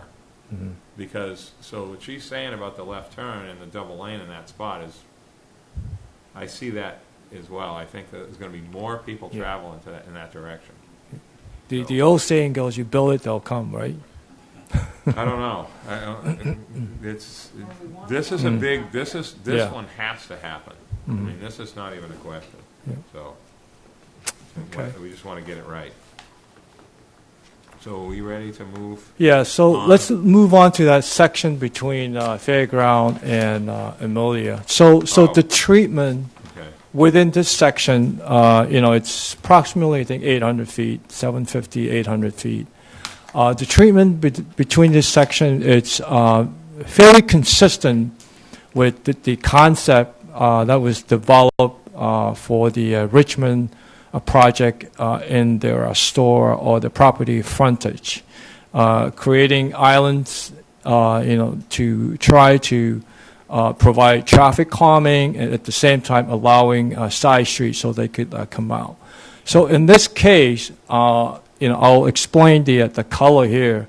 So what we have shown is, if you look at, say, this island right here, this treatment could be, it could be a flush island, it could be, any material. One, which is the checker box, which I'll discuss very quickly. Again, something very, very, just we are exploring. So essentially, the island, it's about, 10 feet in width. And you got a 2-foot shoulder, and then 11-foot travel lane, and basically a 5-foot curb right here, which is the orange part. So basically, from the island to the edge of the roadway, it's approximately 18 feet, and that's consistent with the roadway at the frontage of the Richmond development. That's not what this is. And so this, it could be landscaping, and so essentially the travel lane is 11-foot travel lane with a 2-foot shoulder right next to the island, and a 5-foot basically shoulder, which the design could be some kind of texture pavement. It could be any material.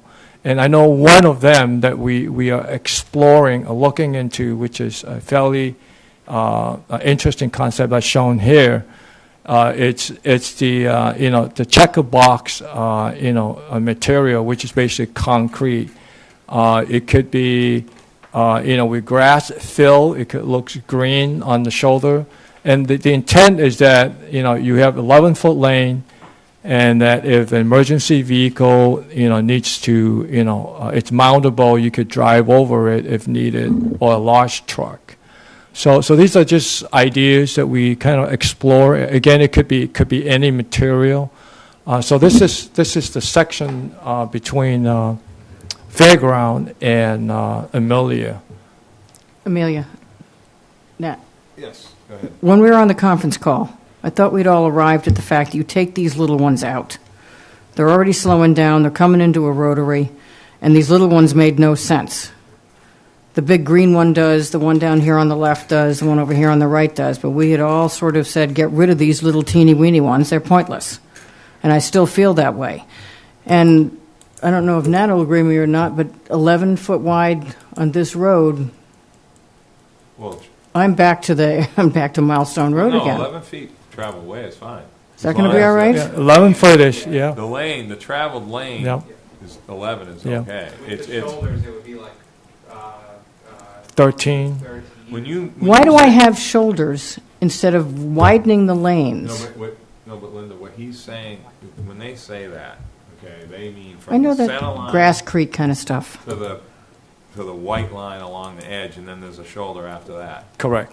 right? The Yes. traveled lane is 11 feet So the width with full- some whoop-de-doo on the side. Why do I have a whoop-de-doo on the side instead of just widening that stupid road to 12-foot lanes for these but big you still trucks? have to have a whoop-de-doo. Yeah, You have to have a shoulder. the I don't mind shoulder, the whoop-de-doo as long as it's not taking away from the width of the lane. The Milestone Road is too narrow. We're all driving on the the little berms, the Cape Cod berms, because it's dangerous. This road is not well lit right now. To me, it's dangerous. Well, the whole road is dangerous because you got so many things coming in and out of the sides. You got big trucks, you got this, you got that, and we got big construction coming on out here. I would rather see less of the little cutesy thing on the side with the grass growing through it and wider lanes. If it's only another foot, that helps. I think the idea behind this is, You have no idea what's happening. again, we tried to look at it as the corridor, starting all the way from Richmond. And this design feature mimics that corridor that will be built. So that's really what we're trying to do. Well, they have big things in the middle up there. They've got trees and plants and stuff like that. There's a lot of stuff you're not showing because it's Richmond. And we've worked through that at the planning board level. But we thought about getting rid of those 3 little islands. They were pointless there. This is all a concept. I mean, Right. they're shown as mountable. They could be painted. They could be removed.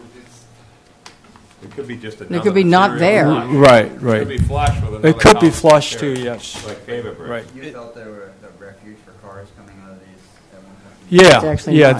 that's the idea behind it, you know, to create this, traffic calming effect.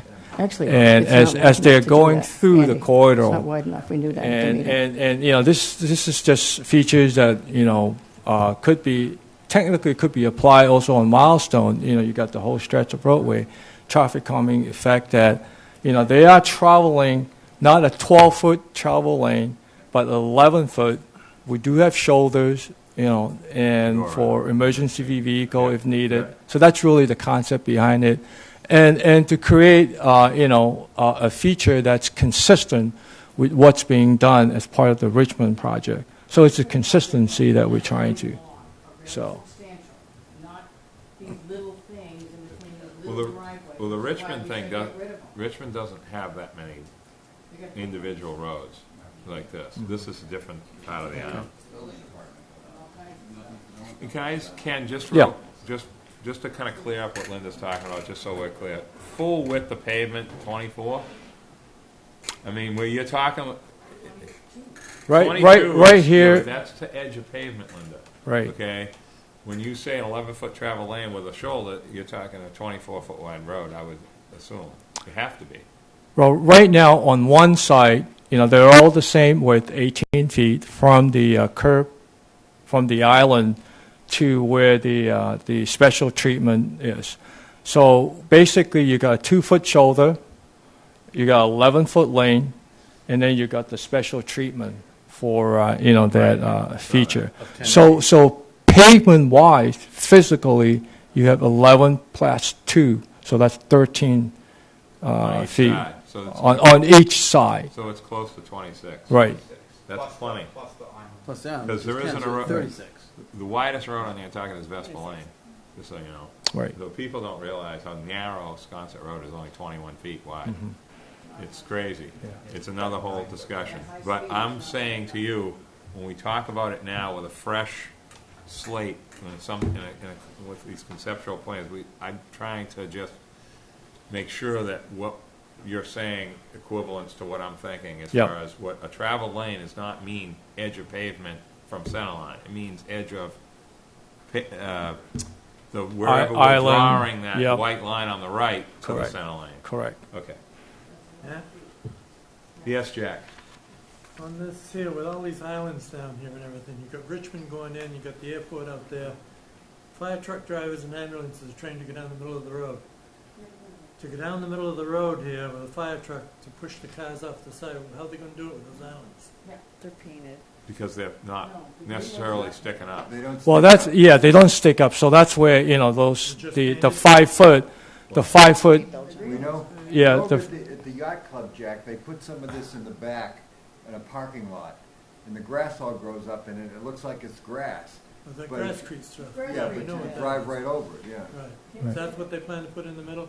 That's what he was showing in that picture. There's also the outside treatment, the 5-foot edge But that was, that's shown on there, so the cars can pull over onto that and the fire truck can go around the left side of them. Okay, I just want to make sure you get an ambulance and fire truck. in that area. It's just we're it's a just concept. exploring, right? We're It's a just looking at concept, it. right? It could be paver bricks like Yep. like Woodbury Lane. It could Correct. be It could Belgian be blocks. I'd rather not see imprint Belgian or blocks in the middle of the road because of Right. the rumbly. You're not trying to. We're already slowing people down to begin with. We don't need to get into that. Jack is making a good point. This road, when an ambulance or a fire truck comes down this road, I mean, we just pull off the road. Yeah. I mean, there's plenty of room to do that, and most of it, right now. But it's going to look different at some point. So we're just these questions are good. It's just that, like for example, when you're near the was it 19, the little apartments and all that, 19, 17, all that. That's all heavy curb in there. They had to move that back when that got put in because it was sticking with Shapiro's property. That was sticking out too far. That's what we're trying to say. Everything that's along the shoulders has to be able to be driven on, if it has to be driven on. Yeah. That's what everyone's talking about. Yeah. So just keep that in mind when Yep. you're thinking about materials Definitely. and stuff. So the next intersection is at Amelia, and again, this is one of the intersections where Amelia is operating at level service F. So what we have looked at is the first thing is to see what we can do to improve the intersection. So this is a very basic improvements that we're showing, essentially highlighting, your crosswalk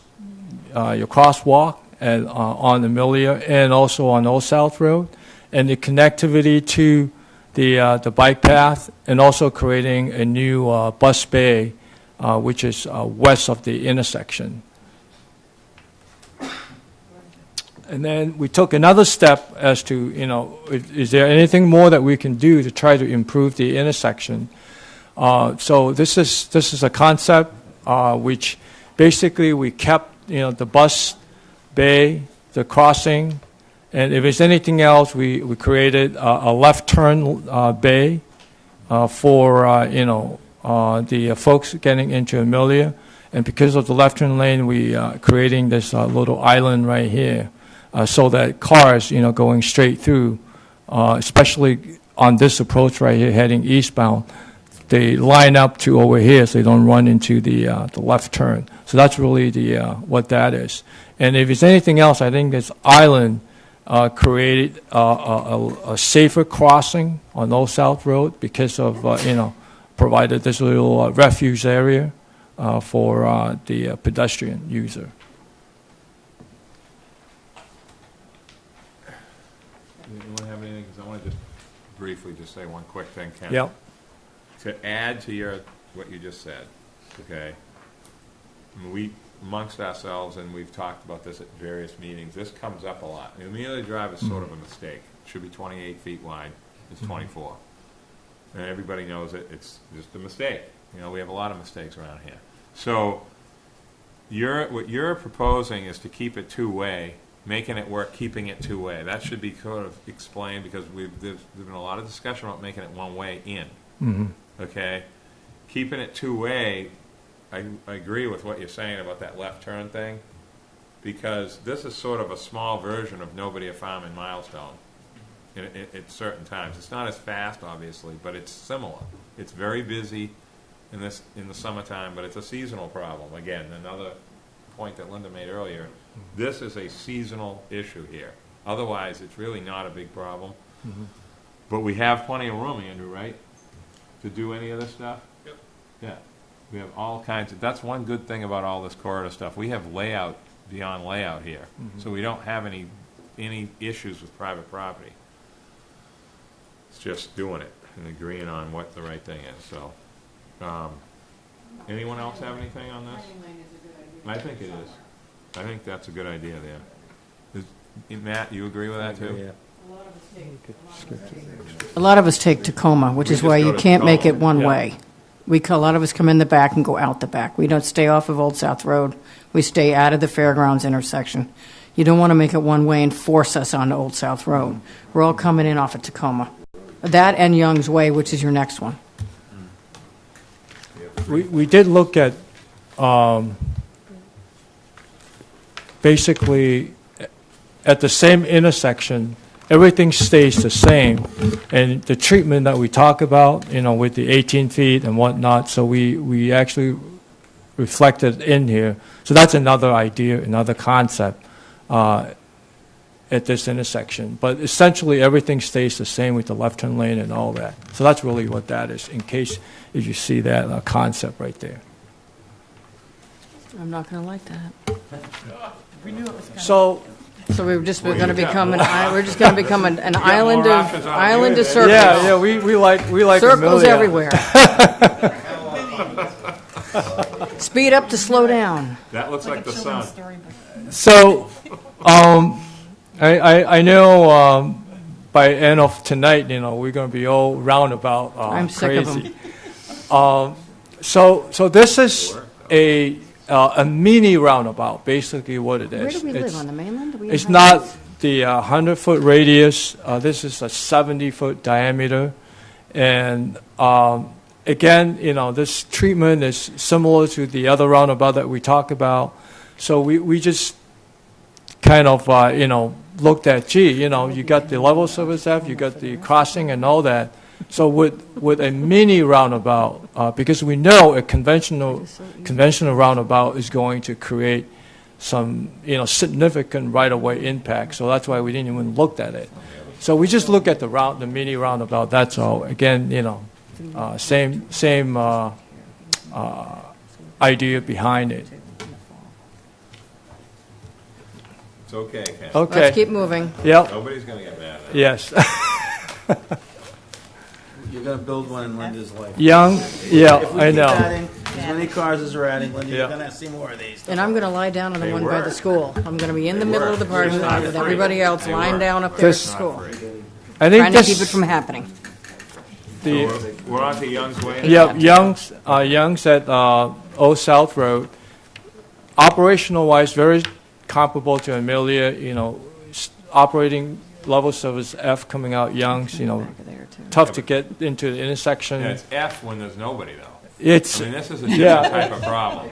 And we said It's just a- we said this was the can't see lowest anything. thing on the priority Yeah, list. Yeah, it's not a so big we didn't deal, we didn't but- do a whole lot. So we just looked at just defining the stop bar and crossing and whatnot, and let me see, and also just creating the bus bay locations, defining it for both the eastbound and westbound, and the connectivity to the bike path. And a sidewalk. I Gotta mean- get a sidewalk. For lack of a better explanation, this is an area that it's unimproved. Let's just be simple. I mean, this isn't an area that's been, improved a little bit over the years, but it's still kind of original. Yeah. You know what I'm saying? Yeah. But there's a lot more going on Young's Way than there was 30 years ago, I can tell you that. And we come in from Tacoma and go out Tacoma. We a had lot of a us. bowling alley. Yeah.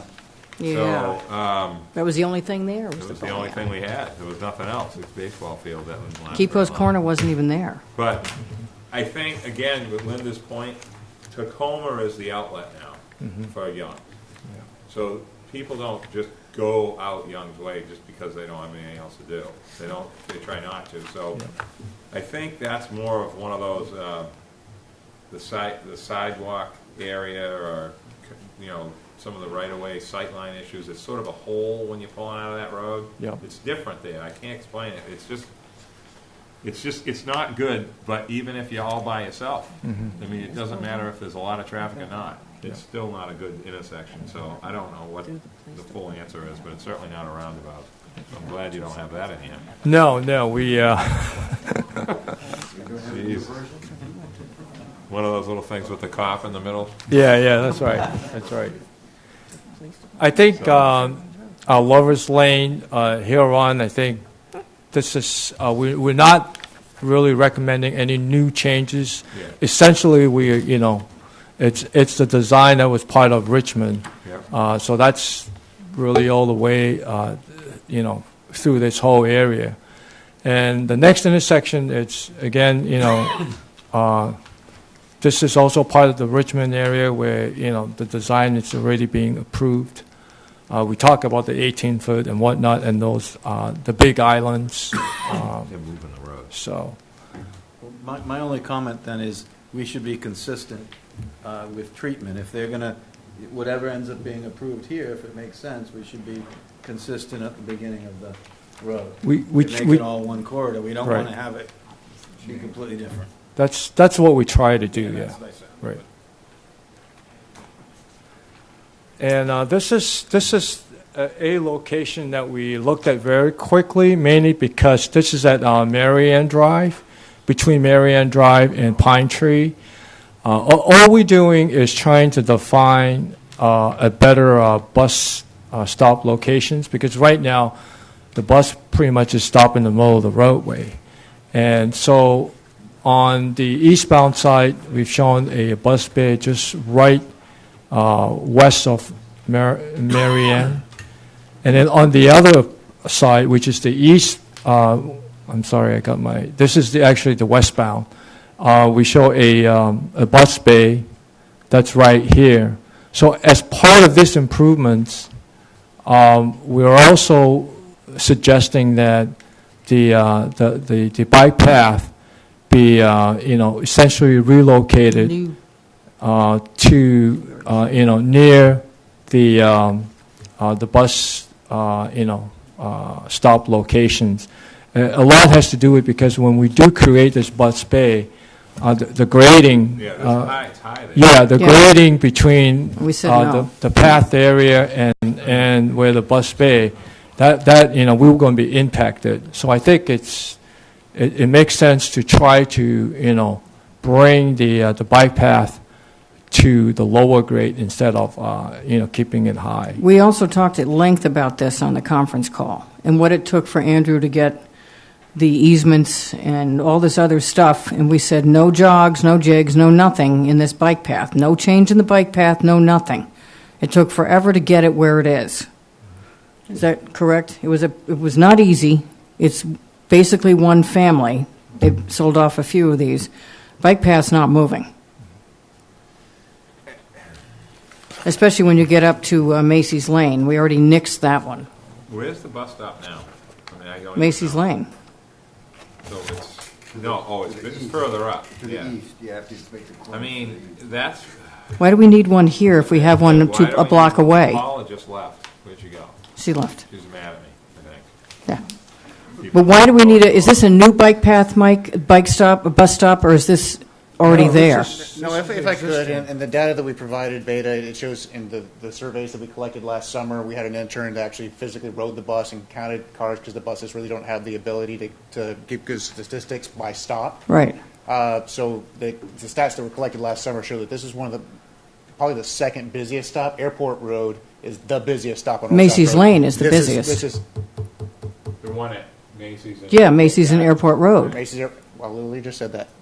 That's the busiest stop. That's number one. This is number two.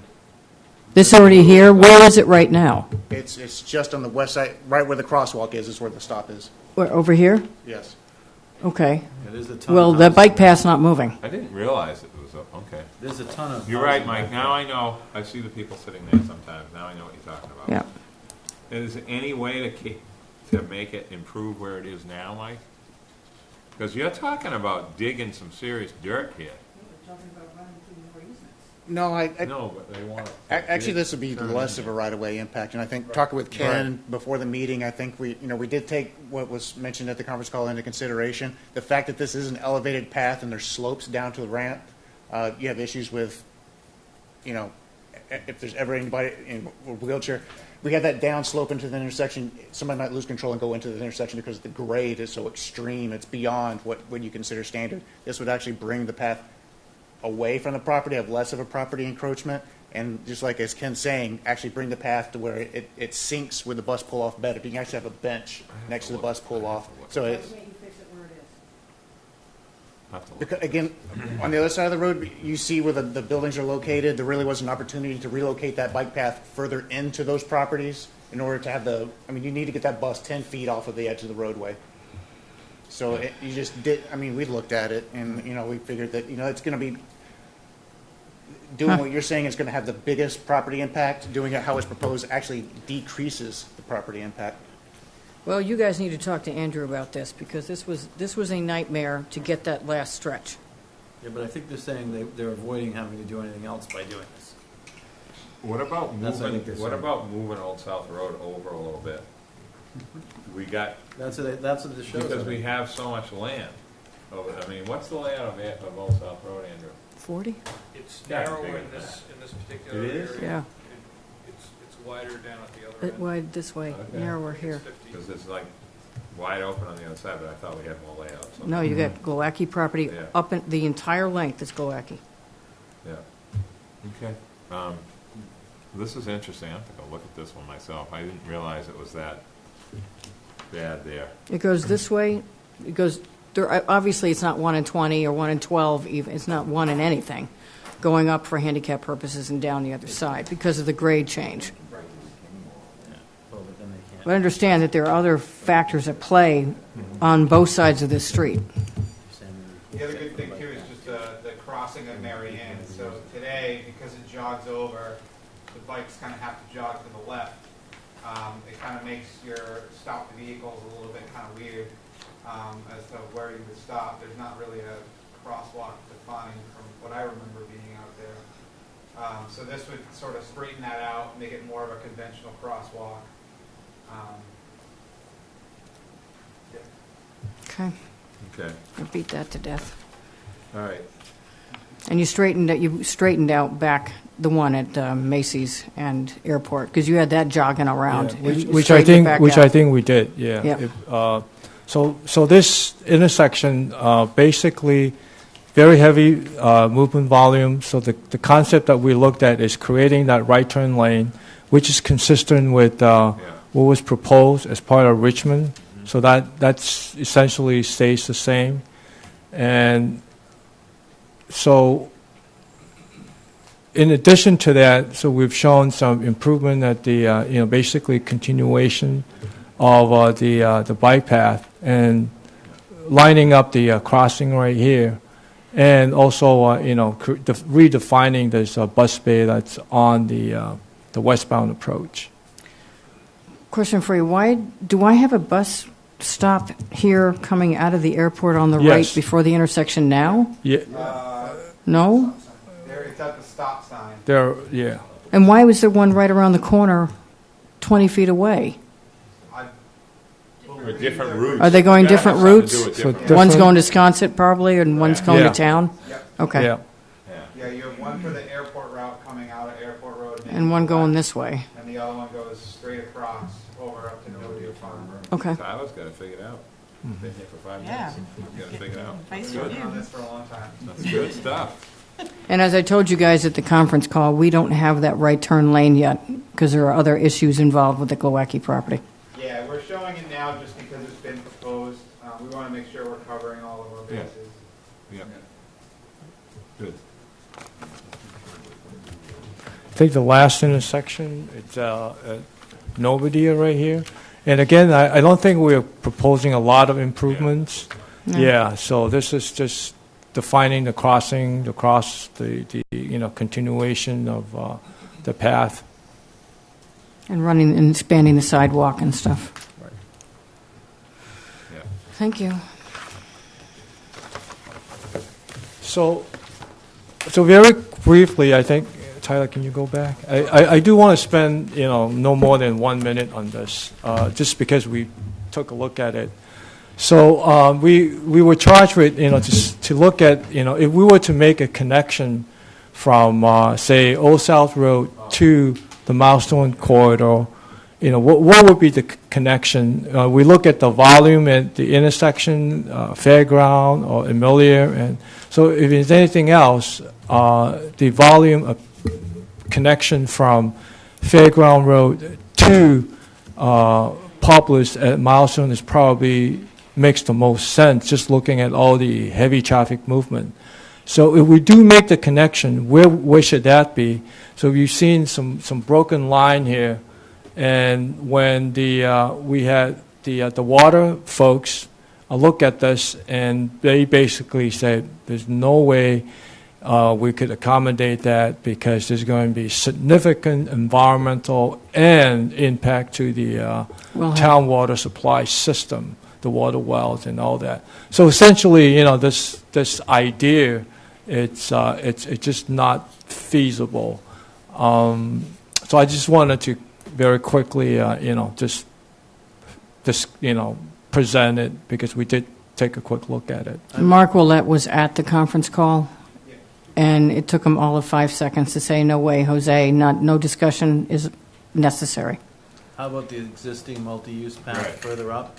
How wide does the town own that, and how wide is that? Was that considered? We didn't talk about that at the meeting? That's No. something you guys will have to talk to the water company about? That wasn't part of what we were talking about. Right. Well, I'm asking, We, this isn't a selectmen's issue, this is if we're doing planning and look at these corridors, is that a potential other corridor, is my question. Talking about right here. We talked about all that. Yes. yeah, that corridor right here. You would be creating another intersection on Milestone Road, which isn't really desirable. Yeah, but you'd be taking a right turn only though, Tyler. Yeah. You need a right only. Because nobody's He going to said take a no. left. What would they take a left for? Well, okay, to go to Pulpus, I suppose you could. He Yeah. said, no, no, no, no, no, don't waste So a lot why of is time it- How here. is it okay to put pavement for a bike path and not a road? Just I because of haven't cars? talked to him, it's So been that there. bike path's within 2 or 3 feet of being illegal too. Yeah, I think, you don't want to talk about So that close here. to the new wells that are in there. yeah. Yeah, they expanded the well field. Mike had indicated that that's a zone 1 also, so it's also potentially a problem, I think, Yeah. that area. All right, so just forget it. We got the new building. So, No, so they I got think, that already. so very quickly, I think our next step is, we're going to try to address, and, certainly we need to discuss with Mike on some of the comments moving forward to try to finalize or create this draft report, for the commission to review before we actually finalize it. Well, I think you got some, other than, our typical reactions, I think you got some good direction on nobody at farm to milestone. A lot of positive on that. Definitely on fairgrounds, Old South. That's a no-brainer. And you didn't mention the fire station, Mike. Did you tell him? He knows what's going on, right? It's going to be the new fire station is going to be moving. So that's another reason to have 2 lanes. We already have 2 lanes where you've put it already, but Right. that's something to consider as well. And to get around the fairgrounds Old South Road rotary without getting involved with getting stopped by other places because it's not 2 lanes going around the lake. Okay. That's kind of critical. yeah, and So then the new fire station is going to be on fairground? right here, Oh, right. Oh, Next door right to out this the building. window. okay. And then the other thing is Milestone Rotary, Ken. Yeah. Very positive, very, I think everybody realizes that the improvement that would make, turning and making it into a true roundabout. So, the other stuff, Monomoy and Pulpus, Yeah. gotta kind of, Nobody at farm. no, Yeah. those ones there are sort of not seen Okay. the same. Okay. Okay, Jim. Gene, you want to go? Go ahead, Gene. Sure. Go ahead. Sorry. Jean Grimmer, I live on Goldfinch Drive in North Shop, and I really appreciate this presentation. It's great that you guys are thinking about the Old South Road corridor as well as how it connects to the other big corridors. But my concern is, and anybody who's traveled those routes this summer, it was just mayhem. And this is before any of the Richmond Gray Point development buildings come online. And my question really is, what's going to happen when you add more and more vehicles? This doesn't look adequate in Well, my... I can answer that. Yeah. Well, first of all, Gene, and thank you for saying that. You were at all the planning board meetings with that whole process. You'd have to bring food. Lovers Lane's going to get improved. It's going to happen eventually. Boulevard being fixed, and then Ocklawaha is next, and Montahasset.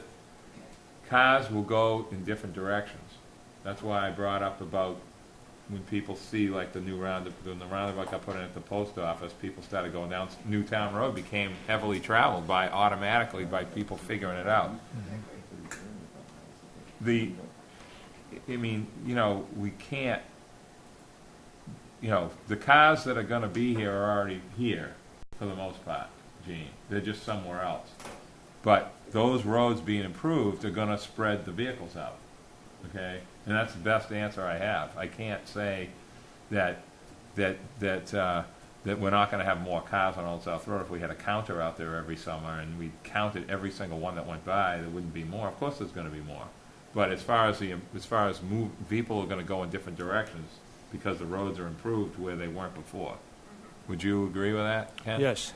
And I do want to, I know I mentioned it earlier in the presentation, the analysis that we looked at, reflects, Richmond being fully operational. So whatever new traffic or whatnot, it's actually part of the analysis that we have looked at as we develop all the concepts. And how many vehicles does that add when you did that and you went out to 2024? What percentage yearly increase? What was the total number of vehicles you used in that analysis? So the 7 years, for every year we increase 1%. So what we call is a background growth. So when we did that, we add on top of whatever Richmond studies that, as part of that project. So it's on top of the 7% that we projected out, and that's how we analyze the intersection. Well, some of those studies, I think, said it's failed, and we're only going to make it a little bit worse. Therefore, this is okay. Mike can correct me if I'm wrong, but I think some of those traffic studies where it's failed, we don't have to worry about it because it's failed. That's the layman's term for what those studies said, I thought. It's not our problem because it already failed, sort of. Thank you. I thought Yeah. that's what they said, and I read them I know, all. But I know what you, yeah. So I think the idea of there aren't going to be any more cars, there's not going to be impact, I think is kind of wishful thinking myself. But Jim, sorry, I'll get you next. So again, it's an excellent report. So just a hypothetical. For me personally, this is a very important project. So assuming you have all the money in the world, funding's not an issue, will your report include sequencing of the projects and over time from either engineering reasons or other kind of traffic reasons? And then are there projects that may be low priority, but they're short money, like Young's Way, that may make an impact? Because how will your report come out with those funding aside with that sequence? I know one component that we didn't really discuss is once we know which concept or what not to go with, we're going to develop a cost. This is for planning purposes for each of the intersection, or including the islands.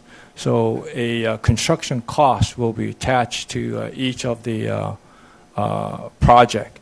In terms of prioritizing, that's something certainly we can work with, the planning department in terms of, are there any low-hanging fruits that we could easily fix, take care of it.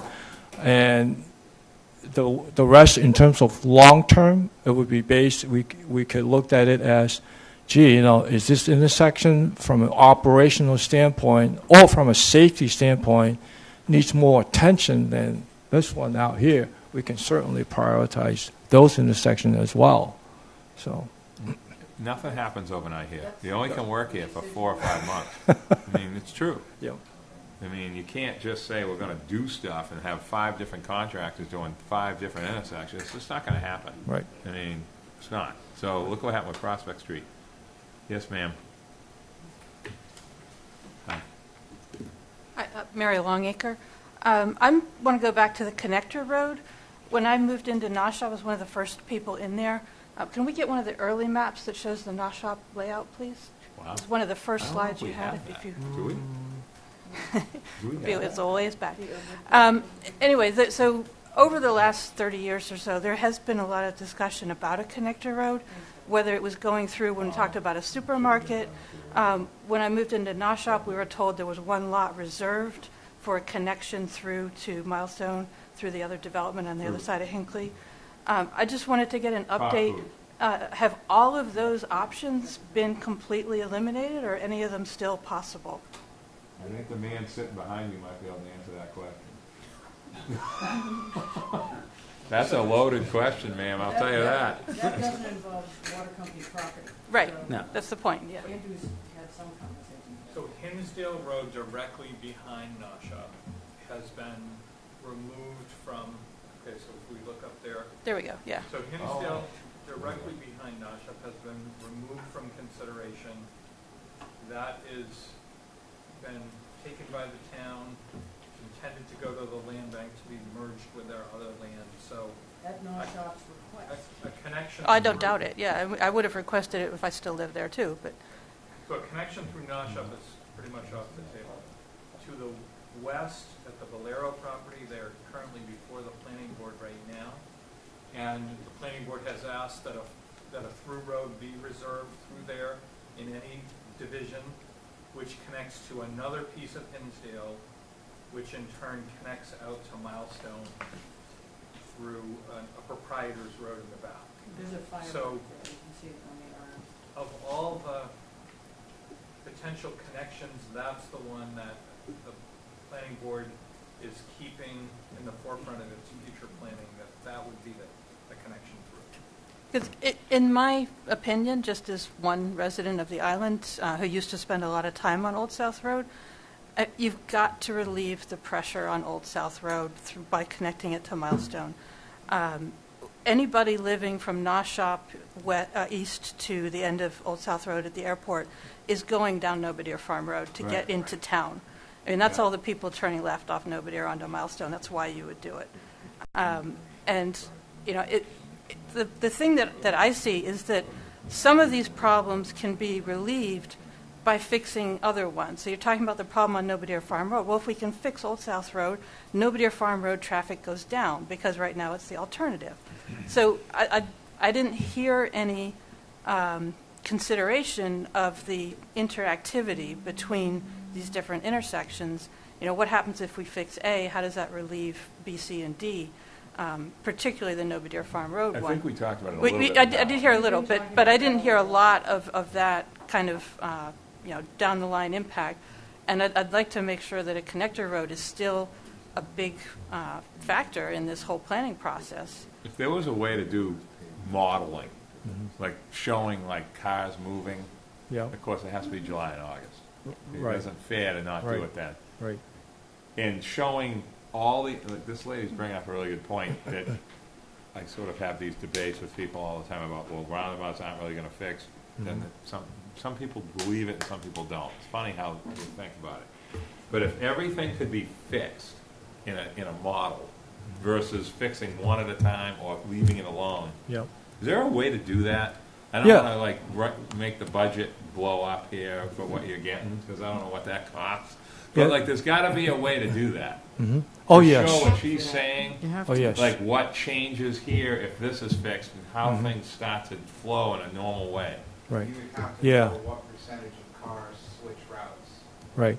So That would just be an estimate. right. So there is a transportation model that essentially, it's being used by, a lot of transportation planner. So you set up your model, and the model can be dynamic. If you shut off this link, where would traffic go? Or if you create this new link, and where are they going? Who is going from A to B? So there is a model that does that. For you can create the network as big as you want, and so the answer is yes. There is such a model that does that. Because Matt's brought it up several times, we that did what's the this- impact elsewhere? We did this back in the comp plan days, probably 20 years ago. Yeah. And, and back then, the computers weren't as pretty as they are now, and they were Yeah. little white dots. Yeah. And then we'd added X amount of cars a year, and what did that look like? And what it looked like was, that looked like Old South Road and Milestone and whatever over here were going to be terrible. They were going to be failing awful, Yeah. around now. And the response that we gave, as for the most part, most of the islanders there said that will never happen. It's not going to look like that. It'll never be this bad.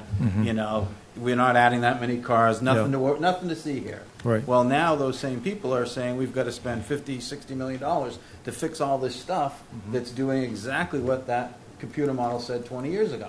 But we're ignoring 20 years further out.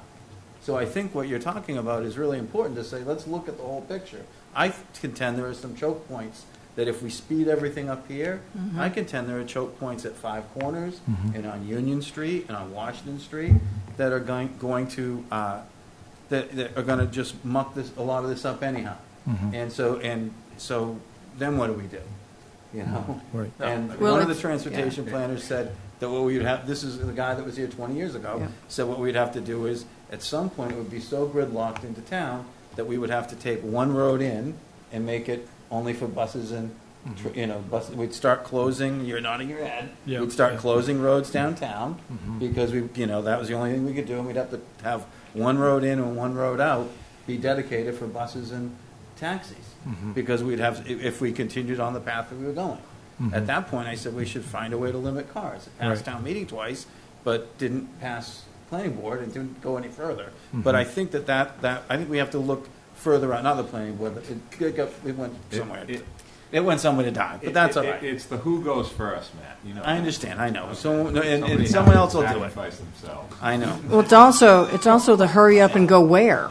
We're on No, an not the island. planning board. It It's was- hurry it up went and to- go where. It got deferred from the. Where am I selectmen. going Doesn't so matter. fast? I'm Doesn't from New matter. It York. went from Where am I selectmen. going? No. New York, But- New Jersey. Where am I going fast? Okay. I don't need to go anywhere No, fast. but the point being, my point really is that that we should be looking at this in a totality, and I don't know where that happens and how that happens within our planning department, with all of us, NPDC, et cetera, but we need to, at some point, get to that. 7 Because weeks. otherwise, we're gonna spend a lot of money and find out that we're still stuck in traffic, 7 maybe in a weeks. couple different places. Yeah, I just want to second that because, these are conversations we've been having for 20 years, but, there's always going to be a limiting factor. And to me, I'd rather be in a long traffic jam on a single narrow road. Most places on this island, there's a couple of exceptions that would help, but Atlantic, the, yeah. the character, Surfside. like if we just don't want to look like the mainland, any more than we need to.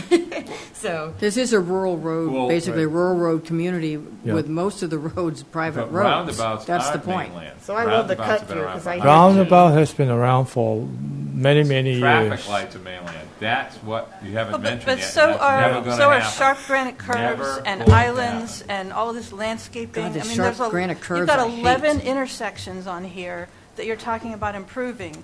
I think if you improve 11 intersections, we look like the mainland. Yeah. We don't look rural anymore. Some of the intersections have to be improved for themselves, like Fairgrounds and Old South Road. But others don't necessarily need even cosmetic improvements if we can relieve the pressure by giving people the route Other to go where routes. they want to go. Well, okay, and you heard what the water company said? I'm not talking about I'm not the talking about the water yeah. company. What I'm saying is, no, hold on a minute. What I'm saying is the negativity to add a road, and we've removed roads, and we've removed Miller's Lane for a reason. We didn't need that road. Well, we It wouldn't probably have shouldn't fixed have. anything. No, it wouldn't have fixed anything. So when you say that, I agree with you, but that should have been done like 40 years ago. Like that, it's late now. I mean, North Shore was approved in 3 meetings without $1 for improvements outside that development, just so you know that. 3 meetings, okay? Because there was an asphalt pit before And, that. and there was nothing connected to Hinsdale. That was a bad decision. That should have been forced to happen. That would never happen today. Now you have the land bank, and you have the railroad bed, and you have all these different factors involved that weren't around at that time, deterring what you're saying. I agree with what you're saying, ma'am. But it's like that concept of that thinking is dead now. Like you're not going to just build a road to Wisconsin Road just because. It's going to be very difficult to do that. I'm not saying that what Andrew mentioned is true. We're trying to keep that Valero piece alive for that, but we can't guarantee that that's going to happen. Andrew's got Now, something to add. I have to add here, this entire corridor was planned for growth from day one. I see too from day one. This is not Let him This is- finish. that's- Let I him was gonna finish. get to that. Let him To finish. characterize this corridor Going with on and on and on. 5,000 square foot lots on both sides, zoned that way by the town, Yep. on purpose in 1972, with no changes ever since, Yep. except for some of the land bank purchases. To call that a rural road, I find to be craziness. Well, that's not rural. Olpus Road is a rural road going Yeah. through 3-acre lots. Hmm. Old South Road connects Old South Road is airport Bartlett. It's and going 130. through a variety of commercial and residential. It's 132. Is no more a rural That's true. road than any other road in a developing area. Look at the development on this map. Yeah. And it has to be addressed. And in the Richmond project, and consistent with the master plan, You're creating an area for the future that defines future neighborhoods along that. That's the growth and change that the planning board is required to address as it looks at this area. That's exactly what we're doing here. We're planning for a future a commercial area at Amelia that's been identified in the plan as part of the node along that corridor. So I don't know where all of that is coming from, but I think, the intersections that hold on. have been mentioned, look at the dates on those intersections. This has been here for years. I think what Mary's trying to get at, and I brought it up with, I think, you today, is the 12-inch angled curbing instead of the lower one, like around the rotary, the airport rotary right now is lower and it's cut. It's Asher cut. So it's not 90 degrees white granite 10 inches out of the ground, like in the one down past Marine Lumber, that one that went up too high before Hatch is coming out of town.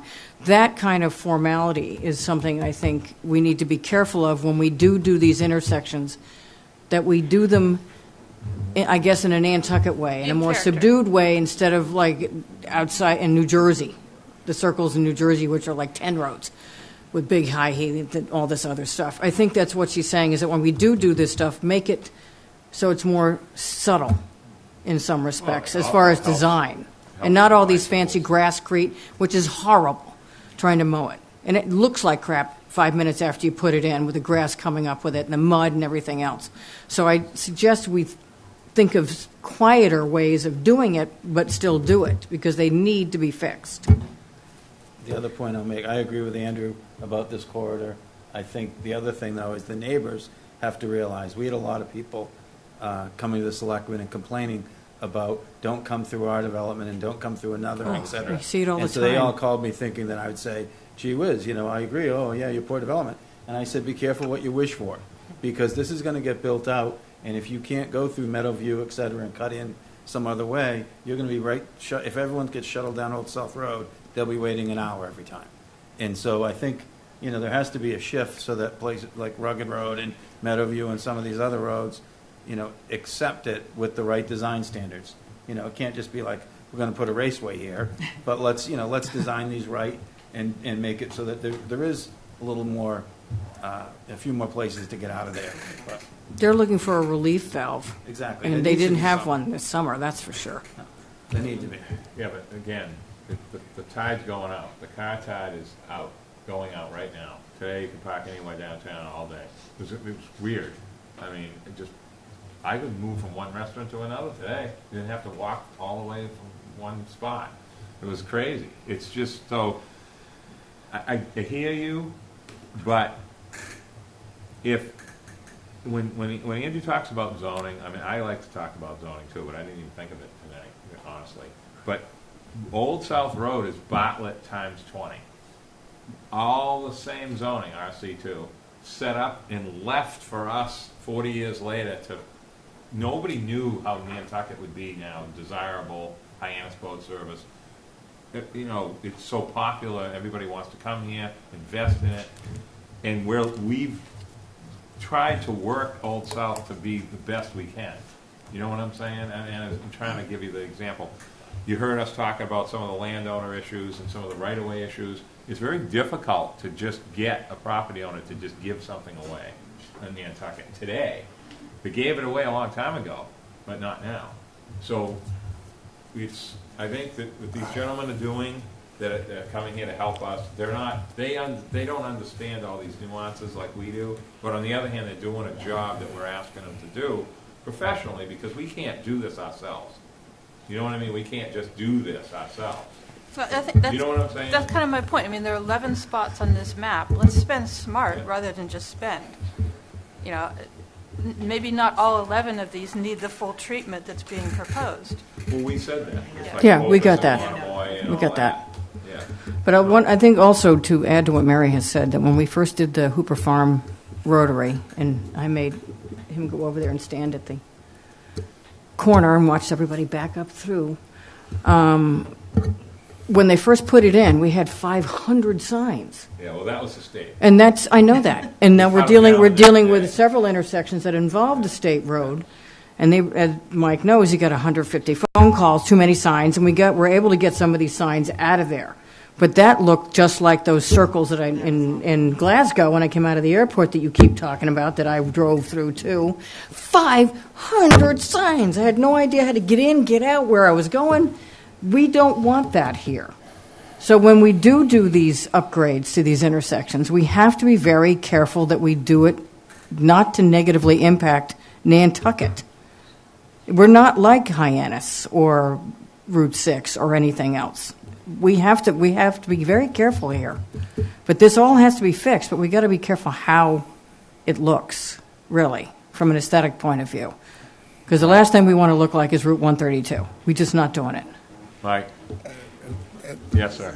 Thank you, Nat. I think it's important to remind everyone that this is just a conceptual study exercise, that we're not getting down to what the color of the granite is specifically. I mean, we're just trying to see how this stuff performs so we can budget for the future. So that kind of discussion, it's not that it's bad, it's just that we're really not having that conversation just yet. And I think this is a great conversation to have, and I'm sure we'll discuss this again next month where we drill into these projects a little bit more. I am kind of watching the clock, and I didn't really notice before ahead of time that I did promise to have the consultants on the 9:20 boat. 9:20?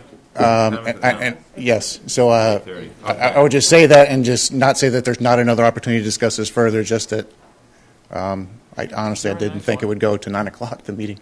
Okay. All right, so is everybody okay with moving on off this topic now? Yes.